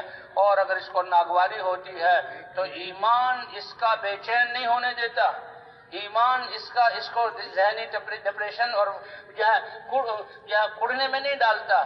اس کا ایمان ہے یہ تکلیف چھوٹی ہو یا بڑی، اپنے سے ہو یا باہر، یہ میرے اللہ کے امر سے پہنچی ہے اور اللہ رحمت الراحمین ہے، اس میں میرے لیے فائدہ ہے. اس لیے کوئی جزا فضا نہیں، کوئی کسی کے سامنے تذکرہ نہیں، وہ صبر کرتا ہے. اور اللہ فرماتے ہیں میرے بندے نے میری طرف سے حالات آنے پر ایمان کی بنیاد پر صبر کیا تو میں اپنی قدرت کو اس بندے کے ساتھ کر دیتا ہوں. تمہاری زندگی کی قیمت کتنی بڑی ہو گئی، اسی لیے حضور رش کر رہے ہیں اور خوش ہو رہے ہیں. اے ایمان والے، تیری زندگی کا کیا کہنا؟ خوشی پہنچے تو اللہ کی حمد کر کے نعمتوں کو اور بڑھواتا ہے، اور اگر تکلیفیں پہنچے تو اللہ کی مدد کو ساتھ دے دیتا ہے. کیونکہ اللہ فرماتے ہیں ان اللہ مع الصابرین، صبر کرنے والوں کے ساتھ کون ہے؟ اللہ ہے. کیونکہ زندگی کا سرمایہ بہت تھوڑا ہے، اس لیے ہمارا تو کوئی سانس خالی ہے ہی نہیں. اس پر نبیوں نے بھی رش کیا. حاجی عبداللہ صاحب بیان کرتے تھے اور ہماری مشکات میں یہ حدیث ہے، فرمایا کہ اللہ تعالیٰ نے عیسیٰ علیہ السلام کو وحی بھیجی، اے عیسیٰ تمہارے بعد ایک بہت پیاری امت آئے گی، اچھی بات ہے، اور وہ امت ایسی صفات والی ہوگی کہ ہر نعمت اور خوشی کے ملنے پر وہ اللہ کا شکر ادا کریں گے. اور بھائی اسی لیے کہتے ہیں ایمان کو بناؤ، ایمان کو بناؤ، ہر سانس ہمارا قیمتی بنے، ہر حال ہمارا قیمتی بنے. جیسے جو میں قصہ ذکر کر رہا ہوں کہ انسان کے زندگی کی قیمت ایمان کی وجہ سے ہے. ایمان کی وجہ سے اللہ اس کے جان اور مال کو خریدتے ہیں، ایمان کی وجہ سے اس کے اعمال ہے. اللہ کو نہیں پہچانتا، چاہے وہ جتنے دنیا کو سامنے رکھتے ہوئے دنیا کی چیزوں کو دوسروں کو دے گا، اللہ دنیا کی چیزیں دے دیں گے اور موت کے بعد اس کے لیے کچھ نہیں، جب وہ اللہ ہی کو نہیں مانتا. تو ایمان کی بنیاد پر فرمایا کہ وہ امت ایسی ہوگی ہر نعمت اور خوشی کے ملنے پر اللہ کی بے اختیار ان کے منہ سے اللہ کی حمد. اور حمد کسے کہتے ہیں؟ علماء فرماتے ہیں دل کا احسان مند ہونا، زبان سے اللہ کا شکر اور خوشی کا چھلکنا، اور پھر جو نعمت دی ہے جس مقصد کے لیے دی اس میں استعمال کرنا، یہ حمد ہے. فرمایا کہ وہ نعمتوں کے ملنے پر www.darsequran.com پر وہ صبر کریں گے، ولا علم لهم ولا حلم، اور اور ان کے پاس اپنا کوئی علم بھی نہیں ہوگا، ان کے پاس اپنا کوئی حلم بھی نہیں ہوگا۔ اللہ اپنے نبی عیسیٰ علیہ السلام کو بتلا رہے ہیں۔ عیسیٰ علیہ السلام حیران ہو گئے کیونکہ نبی تھے، اور یہ نبی بھی کیسے کہ جن کو اللہ نے بغیر باپ کے پیدا کیا، کہ آدم علیہ السلام کی نسل سے نہیں ہے، اللہ کے امر سے ماں کے پیٹ میں آئے، اور اللہ نے آسمانوں پر اٹھا لیا، اللہ نے آسمانوں پر اٹھا لیا، اور قیامت میں اللہ لائیں گے اور ان کے ذریعے سے دجال کو ختم کروائیں گے۔ عیسیٰ علیہ السلام وہ ہستی، تو اس سمجھ اور علم سے عیسیٰ علیہ السلام حیران ہوئے، اے اللہ نعمتوں کے ملنے پر شکر کریں گے، اللہ ہمیں اس کی توفیق دے دے۔ اس لیے حضور نے دعا بتلائی، اے اللہ تو نے ہمیں عہدے دیے، تو نے ہم نے آسائشیں دی، تو نے ہمیں نعمتیں دی، ہمیں راحت اور آرام دیا، اس لیے کہ شکر کر کے تیری نعمتوں کو لے لیں۔ اے اللہ ہم تو اترا کر ہم نے تو اس موقع کو ضائع کر دیا، ہم تو تکبر کرنے لگے، ہم تو تیری نعمتیں تجھ سے ہی غافل ہو گئے، ہم نے تو تیری دین کو چھوڑ دیا۔ یہ دعاؤں میں اے اللہ نعمتیں کی دی تھی تاکہ شکر کے ذریعے تیرا قرب حاصل کریں اور ہم نہ کر سکیں، اے اللہ اس جرم کو معاف فرما دے۔ اللہ کے رسول نے اپنی امت کو تعلیم دی، اس لیے ہم دیکھیں اپنی پچھلی زندگی میں کتنی اللہ کی نعمتیں کہ اللہ کا خیال آیا نہیں، کیا کیا ہم نے اپنے ساتھ، اللہ کی دی ہوئی نعمت کے ساتھ کیا معاملہ کیا۔ اور دعا ہے اے اللہ تو نے پیاس بھیجی، تو نے بھوک بھیجی، تو نے فقر و فاقہ بھیجا، تو نے حالات آپ نے بیماریاں بھیجی، آپ نے حالات بھیجے تاکہ صبر کر کے کہ آپ کی معیت کو ہم لے لیں، قدرت کو لے لیں۔ اے اللہ ہم نے صبر کے مواقع کو اس تیری نعمت کو ضائع کیا، اے اللہ ہمیں معاف فرما دے۔ جتنی بڑی دولت ہے کہ صبر کرنے والوں کے ساتھ کون ہے بھائی؟ اللہ ہے۔ اے عیسیٰ نعمتوں کے ملنے پر وہ اللہ کا شکر کر کے پھر اللہ سے لیں گے، اور حالات کے آنے پر صبر۔ بھائی آج سب حالات میں پریشان ہیں، لیکن اس صبر کی قوت کو جس سے اللہ ساتھ ہوں، اس صبر کی قوت کو ہم نے کتنا ضائع کیا، کتنا اپنی جانوں پر ظلم کیا۔ یہ جزا فضا مظاہرے اور نعرے اور نکلنا اور فساد مچانا، کتنی بڑی دولت ہم نے اپنے ہاتھوں سے خود ضائع کر دی اور پریشانی میں مبتلا۔ اللہ کے دین ایمان والے پر حال کا آنا کوئی معمولی بات ہے؟ اللہ دیکھتے ہیں کہ نعمتوں کے ملنے پر بندہ شکر ادا کر رہا ہے، نعمت بڑھاؤں گا، اور تکلیفوں کے آنے پر صبر کر رہا ہے۔ فرمایا اذا اصابتہم مصیبت، کوئی مصیبت پہنچے تو وہ جزا فضا نہیں کرتے، وہ کہتے ہیں انا للہ، ہم اللہ ہی کے تو ہیں، یہ سب کچھ اللہ نے دیا، وَإِنَّا إِلَيْهِ رَاجِعُونَ، اور ہم اللہ ہی کی طرف لوٹنے والے ہیں۔ جب اللہ نے ہمیں صبر کا حکم دیا، صبر کے بدلے میں اللہ جنت عطا فرمائیں گے۔ فرمایا اولئک علیہم صلوات من ربہم ورحمۃ، ان کے شابش ہیں اور شجاع رحمتیں اور ان کے لیے برکات، یہ سب ان کے لیے، اور یہی ہیں جو صحیح راہ پانے والے، نعمتوں کے ملنے پر اترانے کے بجائے اللہ کا شکر ادا کرنے والے اور حالات کے آنے پر صبر سے جمنے والے۔ حضور صلی اللہ علیہ وسلم کو جب یہ رسالت والی ذمہ داری ملی اور حکم ہوا کہ پوری انسانیت کو سامنے رکھ کر اس کلمے کی دعوت دیجیے، اور آپ نے اس کلمے کی دعوت کو دیا اور اپنی قوم کو جمع کیا، آپ کو حکم ہوا اپنے گھر سے ابتدا کیجیے۔ تو حضرت خدیجہ رضی اللہ تعالیٰ عنہ یعنی مرد اور عورت اللہ کی طرف سے احکام اور دین کی ذمہ داری میں سب برابر ہیں، دونوں پر ذمہ داریاں ہیں، دونوں پر ذمہ داریاں ہیں۔ یہ دینی ماحول بنے گا اور ہمارے جہاں نسلیں جہاں وہ تربیت پائیں گی، یہ مرد بھی دیندار ہو، عورت بھی دیندار ہو، وہ بھی اللہ کے حکم پر اپنے آپ کو جہاں فدا کرنے والا، یہ بھی، پھر بچے بھی دیندار بنیں گے، پھر بچے بھی دیندار بنیں گے، اور ان بچوں کی دینی تربیت یہ ماں باپ کے ذمہ ہے۔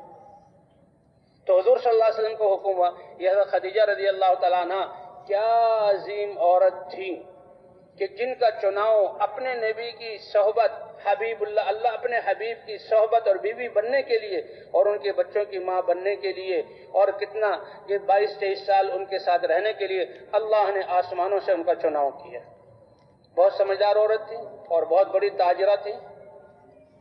مکے کی تو فقر و فاقے والی زندگی تھی، کچھ تاجروں www.darsequran.com۔ مکے کا سامان، یہاں کی چمڑے کی چیزیں شام میں جا رہی ہیں، اور شام کی بنی ہوئی مصنوعات مکے میں آ رہی ہیں، گھر نعمتوں سے بھرا ہوا تھا۔ اور حضرت خدیجہ رضی اللہ تعالی عنہا ان کے حضور کے عقد میں آنے سے پہلے حضور کی زندگی فقر و فاقے والی تھی، بڑی تنگی والی تھی، بھوک اور پیاس کے ساتھ زندگی چل رہی ہے، لیکن اللہ نے یہ تو اللہ کے حبیب ہیں، یہ ان کو ذمہ داری دینی ہے تو چل رہے تھے۔ ان کی زندگی شادی ہونے پھر یہ ایسی وفادار اور ایسی محبت والی کہ جو کچھ حضرت خدیجہ کا تھا وہ حضور کا تھا، تو یہ 15 سال نبوت والے یہ حضور کے فراوانی میں گزرے۔ گھر میں کھانا پینا ہے، روٹی ہے، لباس ہے، ماشاء اللہ جیسی اللہ کے نبی ہیں۔ لیکن جب یہ ذمہ داری ملی کہ میرا پیغام پہنچاؤ اور اس کے لیے سب کچھ لگاؤ، اور فرمایا اپنے گھر والوں کو دعوت دو، تو حضور صلی اللہ علیہ وسلم خدیجہ کے پاس آئے۔ پہلے بھی سارا قصہ ان کو بیان کیا، خدیجہ اب تو اللہ کا حکم آیا تمہیں دعوت دوں، لہذا اب خاموشی اور مصلحت سب پیچھے کرو اور لات اور عزیٰ سے برات کا اعلان کرو۔ لات اور عزیٰ سے برات یہ باطل ہیں، یہ الہ نہیں ہے، اور ایک اللہ پر ایمان لے آؤ۔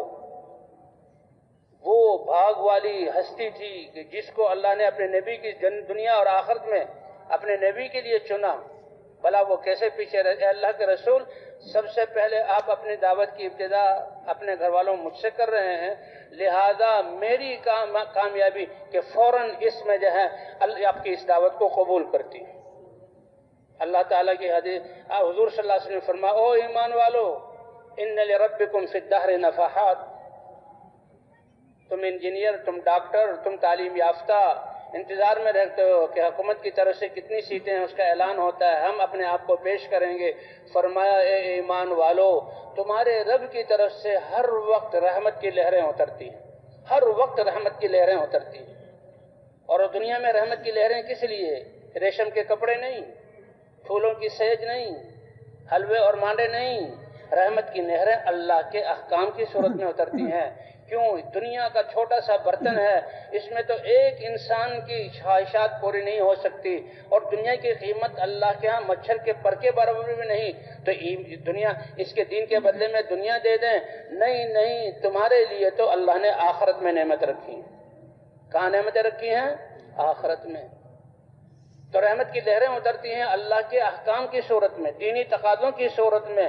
فتعرضوا لها، اپنے آپ کو اس پر پیش کر دو، توقف نہ کرو، تردد نہ کرو۔ کیوں؟ یہ رب العالمین کا حکم ہے اور اس کے پیچھے کامیابی چھپی ہوئی ہے۔ اس کے لیے تم دنیا میں کچھ لگاؤ گے، شروع میں لگنا تھکنا نظر آئے گا، لیکن اسی میں تمہاری عزت، کامرانی اور تمہارے لیے جو ہے اللہ تعالیٰ کی رضا اسی میں چھپی ہوئی ہے۔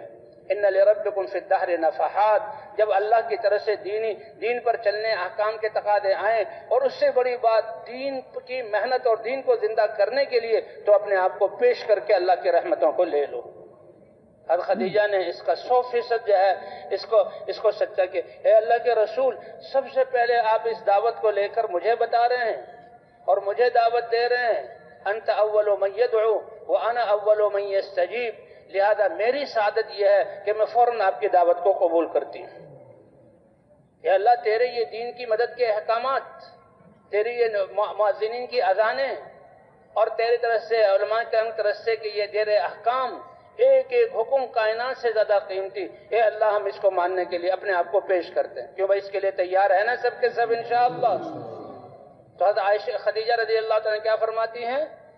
اے اللہ کے رسول، آپ اس دعوت والے امر کو مجھ پر پیش کر رہے ہیں، تو میری سعادت یہ ہے کہ فوراً میں قبول کرتی ہوں۔ اشہد ان لا الہ الا اللہ واشہد ان محمدًا عبدہ ورسولہ۔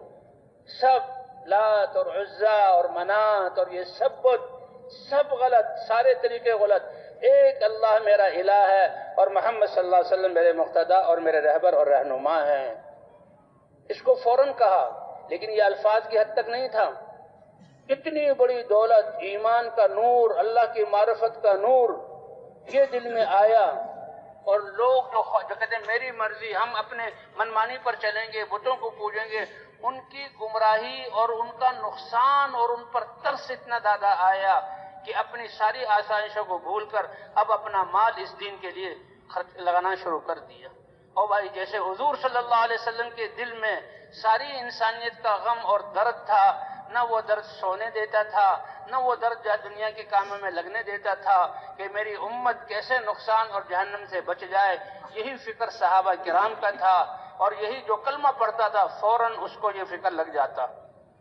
پھر اپنے کھانے پینے، اپنے اچھے کپڑے، اپنے راحت و آرام کی کوئی فکر نہیں، انسان کی جو چاروں طرف، اور پھر وہ حضور کے رشتہ دار، اور پھر وہ قریش اور مکے کے باسی اور بیت اللہ کے پڑوسی، وہ اس گمراہیوں میں، اس لیے صحابہ کرام سب کچھ کو پیچھے کر کے اپنی جانوں کو دھوک دیتے تھے۔ کوڑے لگا رہے ہیں کوئی بات نہیں، آگ پر ڈالا جا رہا ہے ہم اس کو برداشت کر لیں گے، www.darsequran.com اس کو برداشت کر لیں گے۔ سمیہ جیسی عورت بوڑھی، اس کو چیرا جا رہا ہے، وہ اس کو برداشت کر لے گی، لیکن اے قریش، اے مکے والو، ہم اس پیغام کو تم تک پہنچانے میں کمی نہیں کریں گے۔ وہ تو کہتے دعوت کو چھوڑ دو، مزے سے رو، نہیں،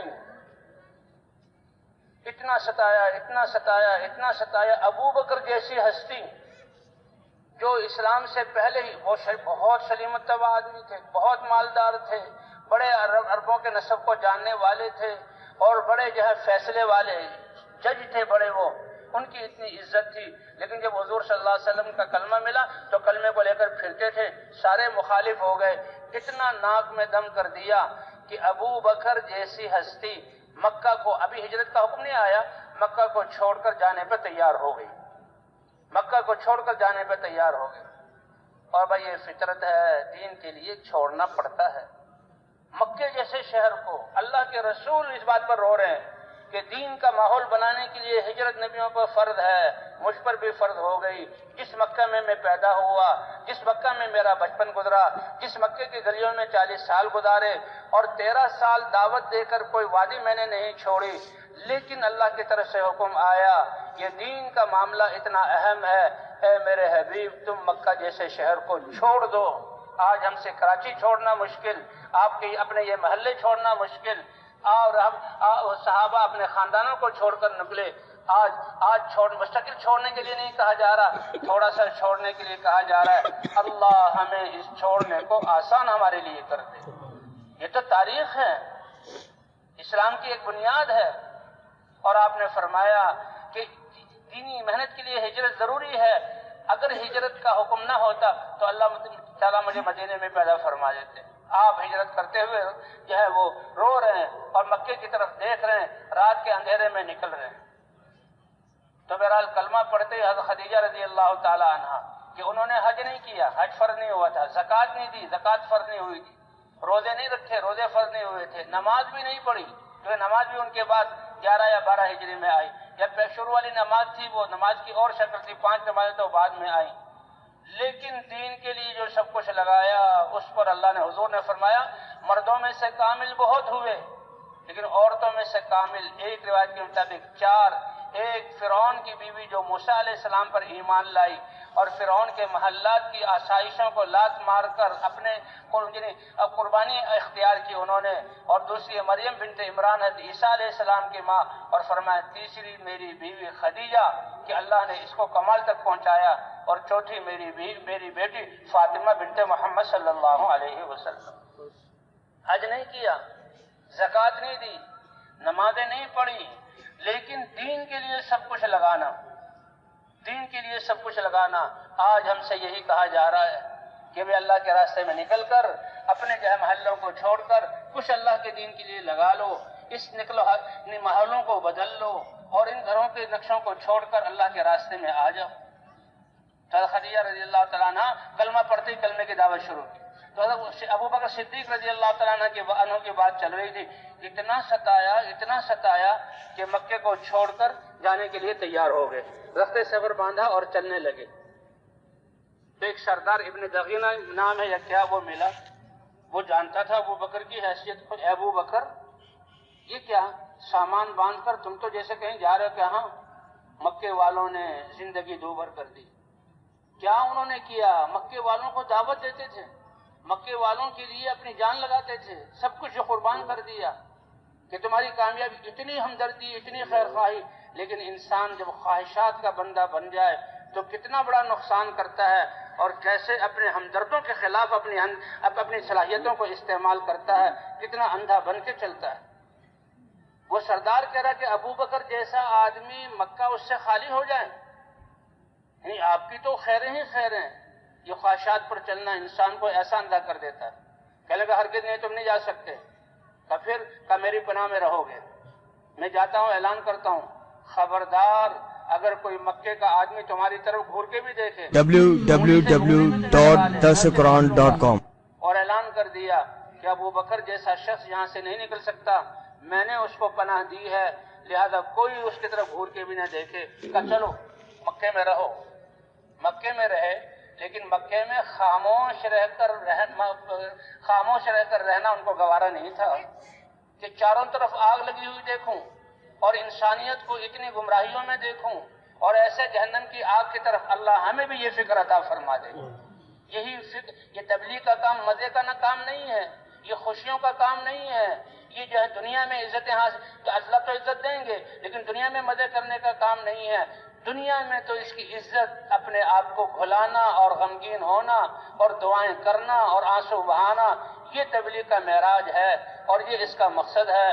دنیا میں بھی اللہ عزت دیں گے جیسے صحابہ کرام کو دی، نسلوں کو اللہ پالیں گے، موت بھی مبارک کریں گے، اور آخرت میں تو اللہ کے رسول کہیں گے اے اللہ میری امت کے یہ افراد جو 15ویں صدی کے لوگ تھے اور دنیا کے ماحولوں میں دنیا کو چھوڑ کر میرے راستے میں نکلے، میرے راستے دین کے لیے نکلے، تیرے راستے میں نکلے، اے اللہ تیرا نبی تجھ سے سفارش کرتا ہے کہ اپنے شان کے مطابق ان کو اس کا بدلہ عطا فرما دے. معمولی بات ہے یہ. ہاں، حکومتوں کی دی ہوئی ڈیوٹی کو اس کو چھوڑنے کے لیے تیار نہیں. حکومتوں کے دیے ہوئے چوراہوں پر کھڑے ہو کر ٹریفک کو کنٹرول کرنا 8 گھنٹے کے لیے تیار ہے، لیکن مسجدوں میں آنا، نماز پڑھنا کتنی کمزوری کی بات ہے. تو بہرحال ابو بکر صدیق آ گئے، ٹھہر گئے، لیکن دعوت تو ایسی چیز تھی، ایسا غم تھا، ایسی کڑن تھی کہ دعوت کے بغیر نہیں رہ سکے. اچھا، حضرت ابو بکر صدیق کیا کرتے تھے؟ وہ نماز اپنے برآمدے میں پڑھتے تھے. اس وقت فرض نماز تو نہیں ہوئی تھی، لیکن پھر بھی نماز، جب تہجد کی نماز، رات کو کھڑا ہونا، تہجد کی نماز ضروری تھی مسلمانوں کو، قم اللیل الا قلیلا، اور نماز میں کھڑے ہو کر قرآن پڑھتے تھے. اچھا، قرآن پڑھتے تھے وہ برآمدے میں، صحن میں، کھلی جگہ میں، اور قرآن پڑھتے تھے زور سے، اور قرآن پڑھتے ہوئے روتے تھے. اور قرآن اللہ کا کلام ہے، اور عرب لوگ کافر ہوتے ہوئے بھی قرآن کے اعجاز کو اور قرآن کی فصاحت اور بلاغت کو سمجھتے تھے. اور جناب عورتیں راتوں کو نیند سے کھڑی ہو جاتی، بچے کھڑے ہو جاتے، اور پھر حضرت ابوبکر کی پڑھنے کی حلاوت اور مٹھاس اور پڑھنے میں جو اللہ نے انوارات وہ سنتے تھے. اور کافر لوگ آ گئے اور اس کافر سے کہا دیکھو ابوبکر سے کہو کہ نماز گھر کے اندر پڑھے، اس کی آواز باہر نہ آئے، کیونکہ اس کے قرآن. اب یہ باہر نکل کر نماز پڑھنا یہ بھی دعوت کی نیت سے تھا، کیونکہ حضور صلی اللہ علیہ وسلم بھی دعوت دیتے ہوئے قرآن کو پیش کرتے تھے. اور اکثر اوقات یہ ایسا ہوا کہ جب قرآن کو پیش کیا تو پھر وہ اپنے کفر پر باقی نہیں رہ سکا کہ یہ انسان کا کلام ہو ہی نہیں سکتا. تو قرآن پڑھنا، یہ تو وہ عرب تھے کیونکہ سمجھتے تھے براہ راست، تو وہ تو آگے کہ دیکھو ابو بکر کو منع کرو، وہ دعوت دیتا ہے، اس کا یہ قرآن پڑھنا دعوت دینا ہے. ہمارے باطل. وہ تو ایک قصہ سنا دوں کہ حضور صلی اللہ علیہ وسلم رات کو بیت اللہ کے سامنے قرآن پڑھتے تھے اندھیرے میں، اور جب قرآن پڑھتے تھے تو ابو جہل، امیہ ابن خلف اور ایک اور 3 کافر، اندھیرا ہوتا تھا، روشنی نہیں ہے، دیے بھی نہیں ہے، تو وہ حضور کے قرآن کو سنتے. روایتوں میں ایک قصہ آتا ہے کہ وہ حضور جو ہے قرآن کو پڑھ رہے ہیں اللہ کے سامنے رو رہے ہیں اور یہ قرآن کو سن رہے ہیں، دن میں سراسر مخالفت کرتے ہوئے. ایک دن حضور نے اپنے قرات کو لمبا کر دیا اور اتنی دیر تک پڑھا کہ سورج کی روشنی ظاہر ہو گئی. طلوع ہونے سے پہلے کافی روشنی ہو جاتی ہے، اور ان کو احساس نہ ہوا قرآن کی www.dasquran.com. مشغول ہو گئے کہ ہم کیا کر رہے ہیں، اپنے جو ہم دن میں شور مچاتے ہیں اس کے خلاف کیا کر رہے ہیں، ان کو نہ پتہ لگا. اور جب حضور نے تلاوت ختم کی تو ایک دم سناٹا چھا گیا، اور وہ حیران ہو. ہر ایک نے کہا ارے روشنی ہوتے ہوئے میں یہاں کھڑا ہوا ہوں. اور پھر تینوں نے ایک دوسرے کو دیکھا، اور تینوں وہ کم وقت لوگ تھے کہ جو دن میں صحابہ کو تکلیف دیا کرتے تھے، اور ایک دوسرے کو دیکھ کر دانت پیچھے کہ یہ کیا ہوا. ابو جہل ان کا سر کا خبردار اگر کل کوئی یہاں آیا. قرآن ایسا کلام تھا اللہ کا. اچھا دوسرے دن جب رات ہوئی اور رات کو جب حضور اللہ کا کلام اتر رہا ہے وحی کی صورت میں، کسی انسان کے شعر نہیں، فصیح کا کوئی خطبہ نہیں، بلاغت والے یہ جو ہیں وہ کیا کہتے ہیں ٹوٹکے نہیں، یہ تو اللہ کا کلام ہے. تو تینوں آ گئے اور تینوں قرآن سن رہے ہیں.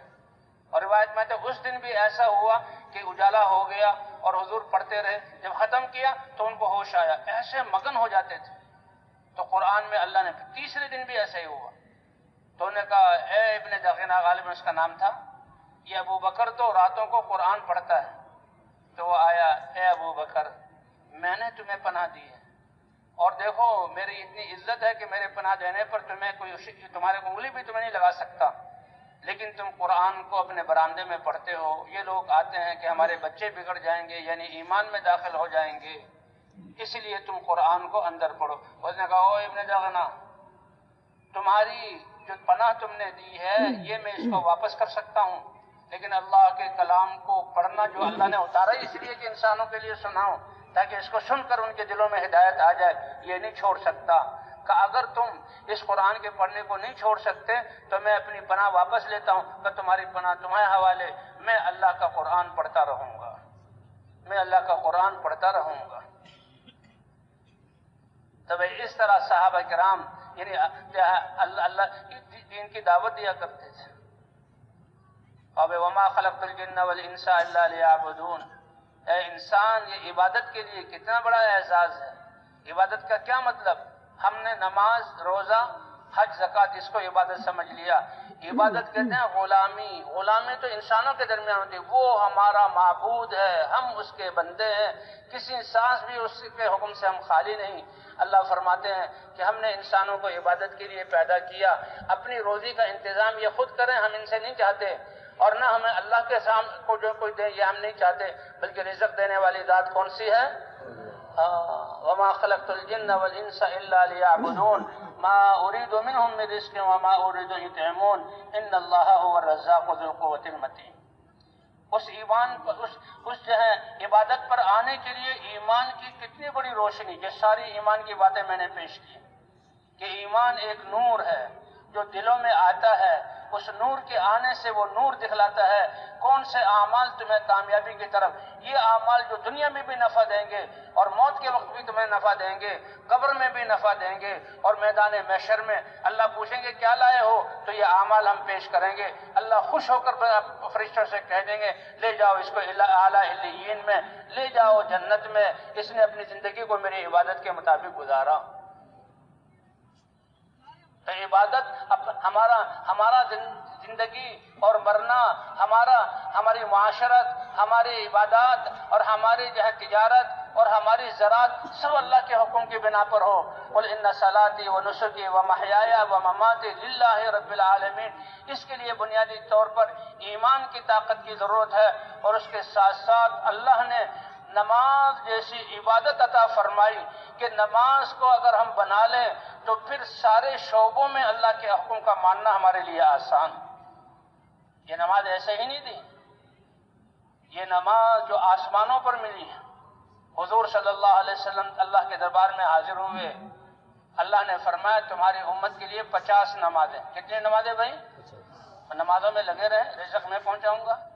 میں ان کے پیٹ بھرنے میں وٹامن سی، وٹامن بی اور غذا اور پانی کا محتاج نہیں. یہ میری جیسے اصحاب کہف www.darsequran.com غذائیں کھانے والے اور ڈاکٹروں سے علاج کروانے والے اور دنیا کی جو ہے طاقتوں کو استعمال کرنے والے، نسلوں کی نسلیں مٹی میں مل گئی، اور جو ایمان کی بنیاد پر نکلے تھے اللہ نے 309 سال ان کو جو ہے سلایا اور زندہ کیا، اور ایک پوری ملک اور قوم کی ہدایت کا ذریعہ اللہ نے ان کو بنایا. تو جلانے والی ذات کون سی ہے؟ تو اللہ جلانے میں کھانے کے محتاج ہیں؟ ہاں، ان طاقتوں کے محتاج ہیں. کون زندگی دینے والا ہے؟ اللہ. فرمایا 50 ماں اریدو میں نے روزی نہیں کماؤں گا، تم عبادت میں لگو پالوں گا میں. وما اریدو ان یطعمون. 24 گھنٹے ہیں، 50 نمازیں ہوں تو 50 نمازیں ہر آدھے گھنٹے بعد نماز، پھر وضو استنجا، یہ اس سے الگ بات. تو ہم تو عبادت میں لگے رہے ہیں. اگر عبادت ہوتی تو اللہ ہمیں پالتے. وہ تو موسیٰ علیہ السلام کے عرض کرنے سے کہ کم کروائیے 9 مرتبہ ہمارے نبی اللہ کے دربار میں حاضر ہوئے، 9 مرتبہ۔ اللہ بھی کتنے کریم ہیں، اللہ بھی اپنے نبی کو بار بار اے نبی چلو تمہاری امت کے لیے 5 نمازیں کر دی، کم کر دی 45 نمازیں۔ او بھائی ہمیں کتنا شکر ادا کرنا چاہیے، کتنا شکر ادا کرنا چاہیے اس رب کا۔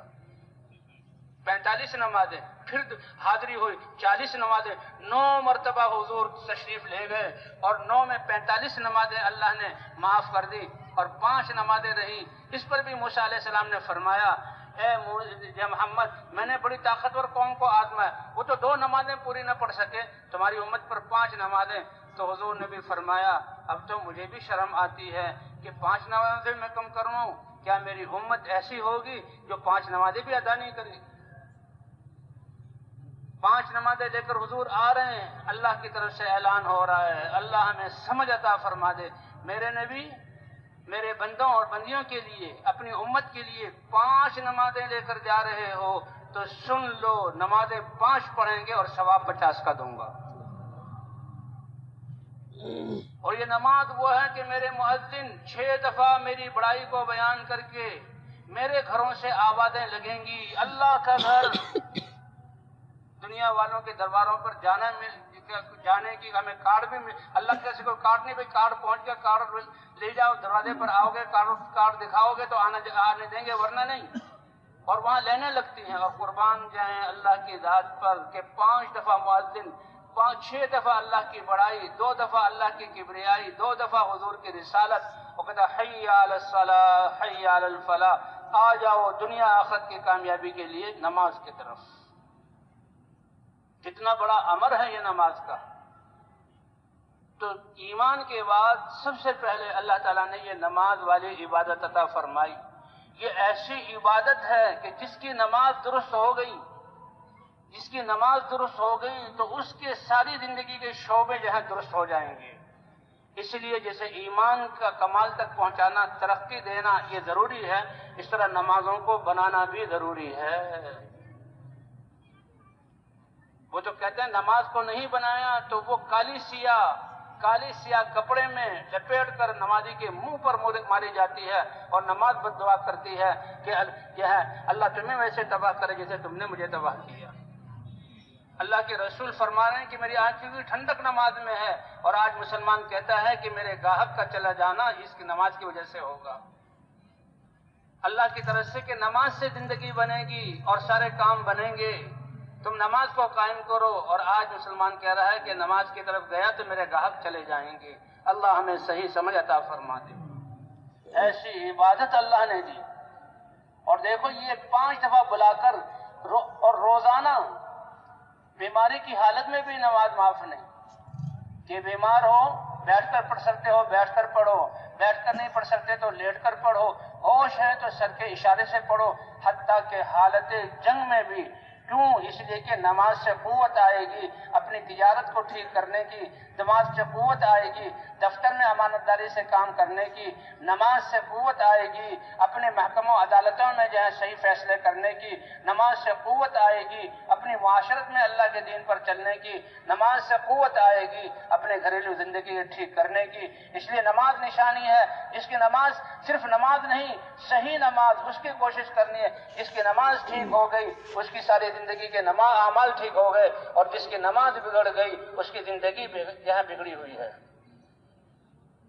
کہ 5 دفعہ مؤذنوں سے اذان، کوئی ہٹو بچوں کا وہ نظام نہیں ہے، اور کوئی جو ہے لائن میں لگوانا نہیں ہے، آ جاؤ اللہ کے گھروں کی طرف۔ مؤذن پکار رہا ہے اللہ کی وحدانیت، حی علی الصلاح حی علی الفلاح۔ اور ان مسلمان جب دین سے کھڑا ہوتا ہے، اپنے کام کو چھوڑتا ہے، اللہ کے گھر کی طرف جا رہا ہے، چاہیے تو یہ تھا کہ نماز اچھی ہو تو اس کا بدلہ ملے۔ اللہ کتنے مہربان ہے، مسلمان نماز وضو کرنے لگتا ہے تو وضو سے اس کے گناہ کے قطرے جہاں گرتے ہیں، اور اس کے ہاتھوں کی چمک اور پاؤں کی چمک کا انتظام ہوتا ہے، اور www.darsulquran.com ایک نیکی لکھی جاتی ہے، ایک قدم پر ایک گناہ معاف ہوتا ہے، اور ایک قدم پر ایک درجہ جنت کا بلند کیا جاتا ہے۔ اعزاز وہاں سے شروع ہوتا ہے۔ یا رسول اللہ آپ اپنی امت کو قیامت میں کیسے پہچانیں گے؟ فرمایا میری امت وضو کرنے کی وجہ سے باقیہ امتوں میں ان کے چہرے چاند کی طرح چمک رہے ہوں گے، ان کے دونوں ہاتھ اور پاؤں چمک رہے ہوں گے، یہ زمین اور آسمان اور فضاؤں اور فرشتوں اور جنات اور میرے لیے ہوگا نشانی ہوگی کہ میری امت یہ غرم محجلین، ان کے چہرے اور ہاتھ پاؤں چمک والے ہیں۔ وضو کی یہ وضو پر اللہ انعام دے رہے ہیں۔ یہ انعام کس پر دے رہے ہیں؟ وضو کرنے پر دے رہے ہیں۔ اور نماز پھر ایسا عمل کہ ساری چیزوں کو چھوڑ کر زکوٰۃ دو، دکان پہ بیٹھے ہوئے ہیں، فقیر کو تلاش کیا، زکوٰۃ دے دی۔ حج کرنے جاؤ، کھانا بھی ہے، پینا بھی ہے، سونا بھی ہے، باتیں بھی ہیں۔ روزہ رکھو، دکان پہ بیٹھے ہوئے روزہ چل رہا ہے۔ یہ بڑی بڑی عبادتیں ہیں، بہت بڑی عبادتیں ہیں۔ روزہ کی کیا شان ہے! ہر عبادت ایک انسان میں انقلاب پیدا کرتی ہے۔ میرے بندے، روزے کا حکم رزق کم ہونے کی اسے نہیں دیا، روزے کا حکم اس لیے دیا کہ تم میں تقوی پیدا ہو جائے۔ حج کا حکم اس لیے دیا کہ تم گناہوں سے پاک ہو جاؤ۔ زکوٰۃ کا حکم اس لیے دیا کہ اللہ تمہیں غنی کر دے۔ اس لیے نماز کا حکم دیا کہ نماز تمہاری زندگی کو پاکیزہ بنا دے۔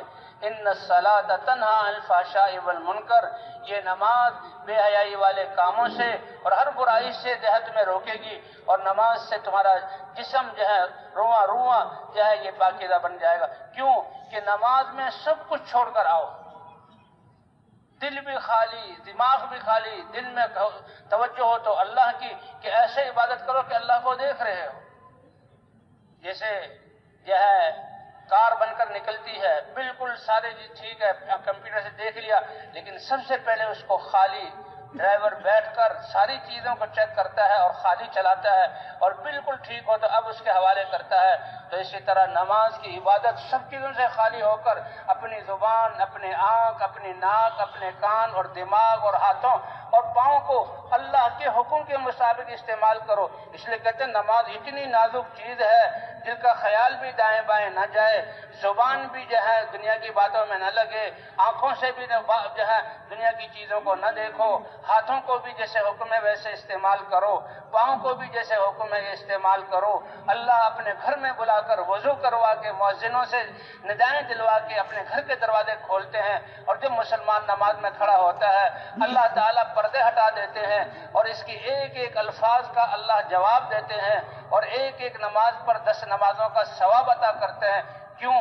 تاکہ اس نمازی کی تجارت بھی پاکیزہ ہو، اس نمازی کی جو ہے دفتر کی زندگی بھی پاکیزہ ہو، اس نمازی کی عدالت بھی پاکیزہ ہو، اور اس نمازی کی زراعت اور مزدوری اور حاکمیت بھی پاکیزہ ہو، اور یہ کیا ہم پاکیزہ ہو گئے تو ان کی معاشرت بھی پاکیزہ ہو، اور ان کی معاشرت پاکیزہ ہو گئی تو ان کے اخلاق بھی پاکیزہ ہوں، ان کی زندگی وہ ہے جو اللہ نے پسند کی۔ جب یہ ساری چیزیں پاکیزہ ہو جائیں گی تو وہ دنیا والے جو اپنے وہ جو سینوں پر ہاتھ مار کر کہتے ہیں ہماری دنیا سے کچھ ہو رہا ہے، اللہ تعالیٰ ان کی دنیا میں ان کو ناکام کر کے دکھلا دیں گے۔ ان کی تعلیم گاہوں سے فارغ ہونے والے بگڑے ہوئے انسان ہوں گے، اور دنیا کو برباد کرنے والے وہ آ کر ہاتھ جوڑیں گے کہ تمہارے پاس کون سی بہترین زندگی ہے، خدا کے واسطے یہ زندگی ہمیں بھی سکھا دو۔ اور اللہ نے قرآن میں فرما دیا، اے مسلمانوں جب تمہارا یہ معاشرہ بن جائے گا، وَرَأَيْتَ النَّاسَ يَدْخُلُونَ فِي دِينِ اللَّهِ أَفْوَاجًا، پھر ایک دو نہیں، پھر ایک محلے کے لوگ نہیں، پھر ایک شہر کے لوگ نہیں، ملکوں کے ملک اپنی خواہشات والی زندگی کو چھوڑ کر تمہاری نبی والی زندگی جس پر تم چل رہے ہو دعوت دے رہے ہو، اللہ اس میں داخل کریں گے۔ اور یہ کوئی نئی بات نہیں ہے، یہ ہو چکا پہلے۔ صحابہ کرام چند لوگ تھے، ان کے گھر کچی مٹی کے تھے، ان کے گھروں میں دیا نہیں جلتا تھا کہ چراغ کا تیل نہیں، ان کے گھروں میں ایک وقت روزانہ چولہا نہیں جلتا تھا کہ پکانے کی چیز نہیں، ان کے جسموں پر زرق برق لباس نہیں ہوتے تھے، ان کے ہاتھوں میں دنیا کے جدید ہتھیار نہیں ہوتے تھے، میدانوں میں اترتے ہوئے وہ لاکھوں کی تعداد میں نہیں ہوتے تھے، لیکن مدینے سے لے کر اسپین تک سارا افریقہ، اور مدینے سے لے کر یونان تک ترکی اور یورپ کا یہ حصہ، مدینے سے لے کر افغانستان، ایران اور خراسان تک یہ سارا حصہ، اور مدینے سے لے کر بر صغیر تک اور منگول چین کے آخر تک اللہ نے مسلمان کی روشنی کو پیاس میں اللہ کے آج ان کا کام تمام کر دو، کہ میں نے ترکش سے تیر نکالا، اس کو کمان پر چڑھایا اور سیدھا نشانہ کیا، نشانہ باز سے کہ وہ تیر اگر کمان سے نکل جاتا سیدھا اس کے دل میں پیوست ہو جاتا، لیکن حضور نے فرمایا تھا کچھ کارنامہ نہیں کرنا، فوراً میں نے وہاں اپنی واپس لوٹا دیا اور وہ رحیل رحیل کی آواز کرتے واپس جا رہے ہیں۔ اور میں واپس آیا، راستے میں 20 شہ سوار ملے جو فرشتے تھے، اور کہا اپنے نبی کو بتا دو اللہ نے ہوا کے ذریعے بغیر جنگ کے آپ کو فتح عطا فرما دی۔ اللہ نے اپنے نبی کی ہوا کے ذریعے، ہوا یہ ہوا ان کے قدم اکھاڑ رہی ہے اور یہ ہوا ان کو میٹھی نیند سلا رہی ہے۔ قربان جائیں حضرت محمد صلی اللہ علیہ وسلم پر کہ حذیفہ ابن یمان جب واپس آئے تو حضور کو تلاش کیا تو حضور اس وقت بھی اللہ کے سامنے نماز میں کھڑے ہو کر اللہ کی مدد مانگ رہے تھے۔ او میرے بھائیوں، نماز کتنی بڑی دولت ہے، نماز کتنی بڑی عبادت ہے، نماز کو بنانا کتنی بڑی ضروری چیز ہے۔ آج نماز کو کس حال میں ہم ادا کر رہے ہیں؟ اسی طرح جیسے عرض کیا گیا، اللہ کا ایک حکم انسان کے جسم میں ہے، سارے انسان کے کارنامے اور یہ انسان کے اعضاء جڑے ہوئے ہیں۔ دین اللہ کے احکام کا مجموعہ، جب وہ دین اللہ کے احکام دنیا میں زندہ ہوں گے، اللہ اس دنیا کو امن کا گہوارہ بنائیں گے۔ جیسے روح کی وجہ سے سارا جسم جڑا ہوا، اللہ اس دین کی وجہ سے مسلمانوں کو بھائی بھائی بنا دیں گے۔ www.dasquran.com ہمارے اجتماعات اور اللہ ہمارے جوڑوں شب جمعہ اور جماعتوں کے نکلنے سے بتا رہے ہیں کہ دنیا آج نفسا نفسی میں لگی ہوئی ہے۔ اے میرے نبی کی 15ویں صدی کی امت، تم نے دعوت کے بول بولنے شروع کیے، ایسے میں تمہیں امن کے ساتھ میدانوں میں محبت کے ساتھ جمع کر دوں گا، ایسی میری رحمتیں نازل ہوں گی۔ اس زندگی کو گھر گھر میں تم پہنچاؤ تو میری رحمتیں ہر گھر تک پہنچیں گی۔ تو کیا خیال ہے بھائی، اس کے لیے تیار ہیں انشاءاللہ؟ اس کے لیے تیار ہیں انشاءاللہ؟ اللہ اکبر۔ تو بھائی یہ جہاں اللہ تعالیٰ نے ہمیں حضرت محمد صلی اللہ علیہ وسلم کی امت میں بنا کر حضور صلی اللہ علیہ وسلم ایمان کی دولت لے کر آئے، نماز کی دولت لے کر آئے، علم، اسی طرح یہ پہلے نبی انبیاء کرام اس محنت کے لیے آتے تھے، حضور صلی اللہ علیہ وسلم پر نبوت کا سلسلہ بند کر کے اللہ نے یہ محنت اس امت کو عطا فرمائی۔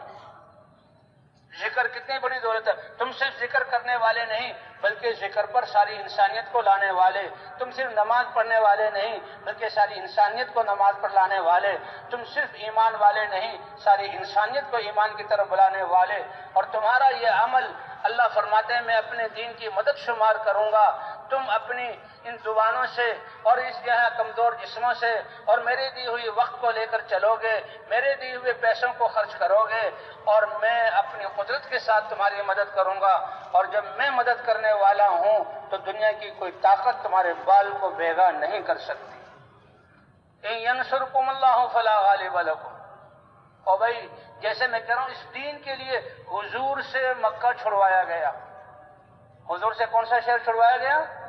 مکہ چھوڑنے پر حضور خوش تھے، رو رہے تھے، لیکن اللہ کا دین ہے اور حضور اس دین کے لیے نقل و حرکت، اس کے لیے صحابہ سے حضور کا دیدار چھڑوایا گیا، صحابہ سے حضور کی مسجد کی نمازیں اور مسجد کے آپ کے پیچھے آپ کی اقتداء میں نمازیں چھڑوائی گئی۔ اے معاذ، اللہ کی قسم میں تم سے محبت کرتا ہوں، اے معاذ جس کو حضور یہ کہہ رہے ہوں، اللہ ہمیں حضور کی سچی محبت اور عشق عطا فرما دے، ہماری کامیابی کے لیے کافی ہے، اور جس کو حضور کہہ رہے ہیں اے معاذ میں تم سے محبت کرتا ہوں، اس کے ایمان اور اس کے درجے کی کیا شان ہوگی۔ اور لیکن یہ اپنی محبت کا اظہار کس لیے کر رہے ہیں؟ اے اللہ کے رسول محبت یہ ہے تو مجھے اپنے ساتھ رکھیں، میں آپ کو دیکھتا رہوں، آپ مجھے دیکھ کر خوش ہوتے رہیں، آپ پر وحی اترتی رہے، میں علم حاصل کرتا رہوں، آپ کے بعد اس علم کو دنیا تک پہنچا دوں گا۔ نہیں ہے معاذ، یہ جو میں تمہیں کہہ رہا ہوں ایک بہت بڑی قربانی کے لیے کہ تم نے میرے دیدار کو بھی قربان کرنا ہوگا، تم نے میرے ساتھ رہنے کو، میری مسجد میں نماز پڑھنے کو قربان کرنا ہوگا، اور تم نے میرے اوپر اترنے وحی والی علم اور وحی کو لینا، اس کو قربان کرنا ہوگا، تاکہ جہاں میں بھیج رہا ہوں وہاں لوگوں کو جہنم سے بچا کر جنت کے راستے پر ڈال دو۔ اور وقت دور نہیں ہے، اے معاذ شاید کہ جب تم واپس آؤ تو مجھے دنیا میں نہیں پاؤ گے، تمہارا گزر میری قبر پر سے ہوگا۔ تو ان کو فوراً کہنا چاہیے تھا اللہ کے رسول نہیں نہیں نہیں میں تو رہوں گا یہیں, اللہ سے کہیے میں آپ کو چھوڑ کر نہیں جا سکتا. لیکن ان کی بھی ایسی تربیت ہوئی تھی کہ سب سے بڑی نعمت حضور کا دیدار اور محبت کو قربان کرنا, اور اس سے بڑی نعمت حضور سے علم لے کر اس علم کو امت تک پہنچانا, اس کو قربان کرنا ان لوگوں کو جہنم سے بچانے کے لیے. اور جب گئے جلد بازی نہیں کی, بھائی جلدی کرو میں نے واپس جانا ہے, حضور کے نماز جنازہ میں شریک ہونا ہے اور حضور کو غسل دینا ہے, حضور کا آخری دیدار کرنا ہے. نہیں, جس مقصد کے لیے حضور نے بھیجا وہ حضور کے دیدار سے زیادہ قیمتی ہے. آج بھی دین کی شکلیں ہمارے سامنے ہیں, تبلیغ, دعوت اور 7 ارب انسانیت, 5 ارب تو کافر ہیں, جہنم میں جا رہے ہیں یقینی, ان کا جہنم کی آگ سے بچانے کا مسئلہ, اور 2 ارب امت مسلمہ نافرمانی کے سے مصائب کا شکار ہیں, ان کو بچانا, اپنی نسلوں کی حفاظت, اپنے بازاروں کو پاکیزہ بنانا, اپنے دفاتر کو پاکیزہ بنانا, اپنی عدالتوں کو پاکیزہ بنانا, سب کچھ اللہ نے چھپایا ہوا ہے حضور صلی اللہ علیہ وسلم کی اس عظیم محنت کے ساتھ. اور اس عظیم محنت کے لیے ہمارا وقت درکار ہے, ہمارے بول درکار ہیں, اور تھوڑا سا مال لگانا ہم اخلاص کے ساتھ لگائیں تو ہدایت اللہ پھیلائیں گے, پھر قوموں کو ہدایت دیں گے. تو حضرت معاذ گئے اور اطمینان سے کام کیا, اور پھر مکے سے ہوتے ہوئے مدینے میں آئے. سب سے پہلے حضور کا پوچھا کہ حضور دنیا سے تشریف لے گئے, روئے اور قبر پر حاضری دی. تو حضور نے فرمایا دیکھو میرا دین پھر اسی طرح بیگانہ ہو جائے گا, میرا دین پھر اس طرح بیگانہ ہو جائے گا. اور ہو گیا.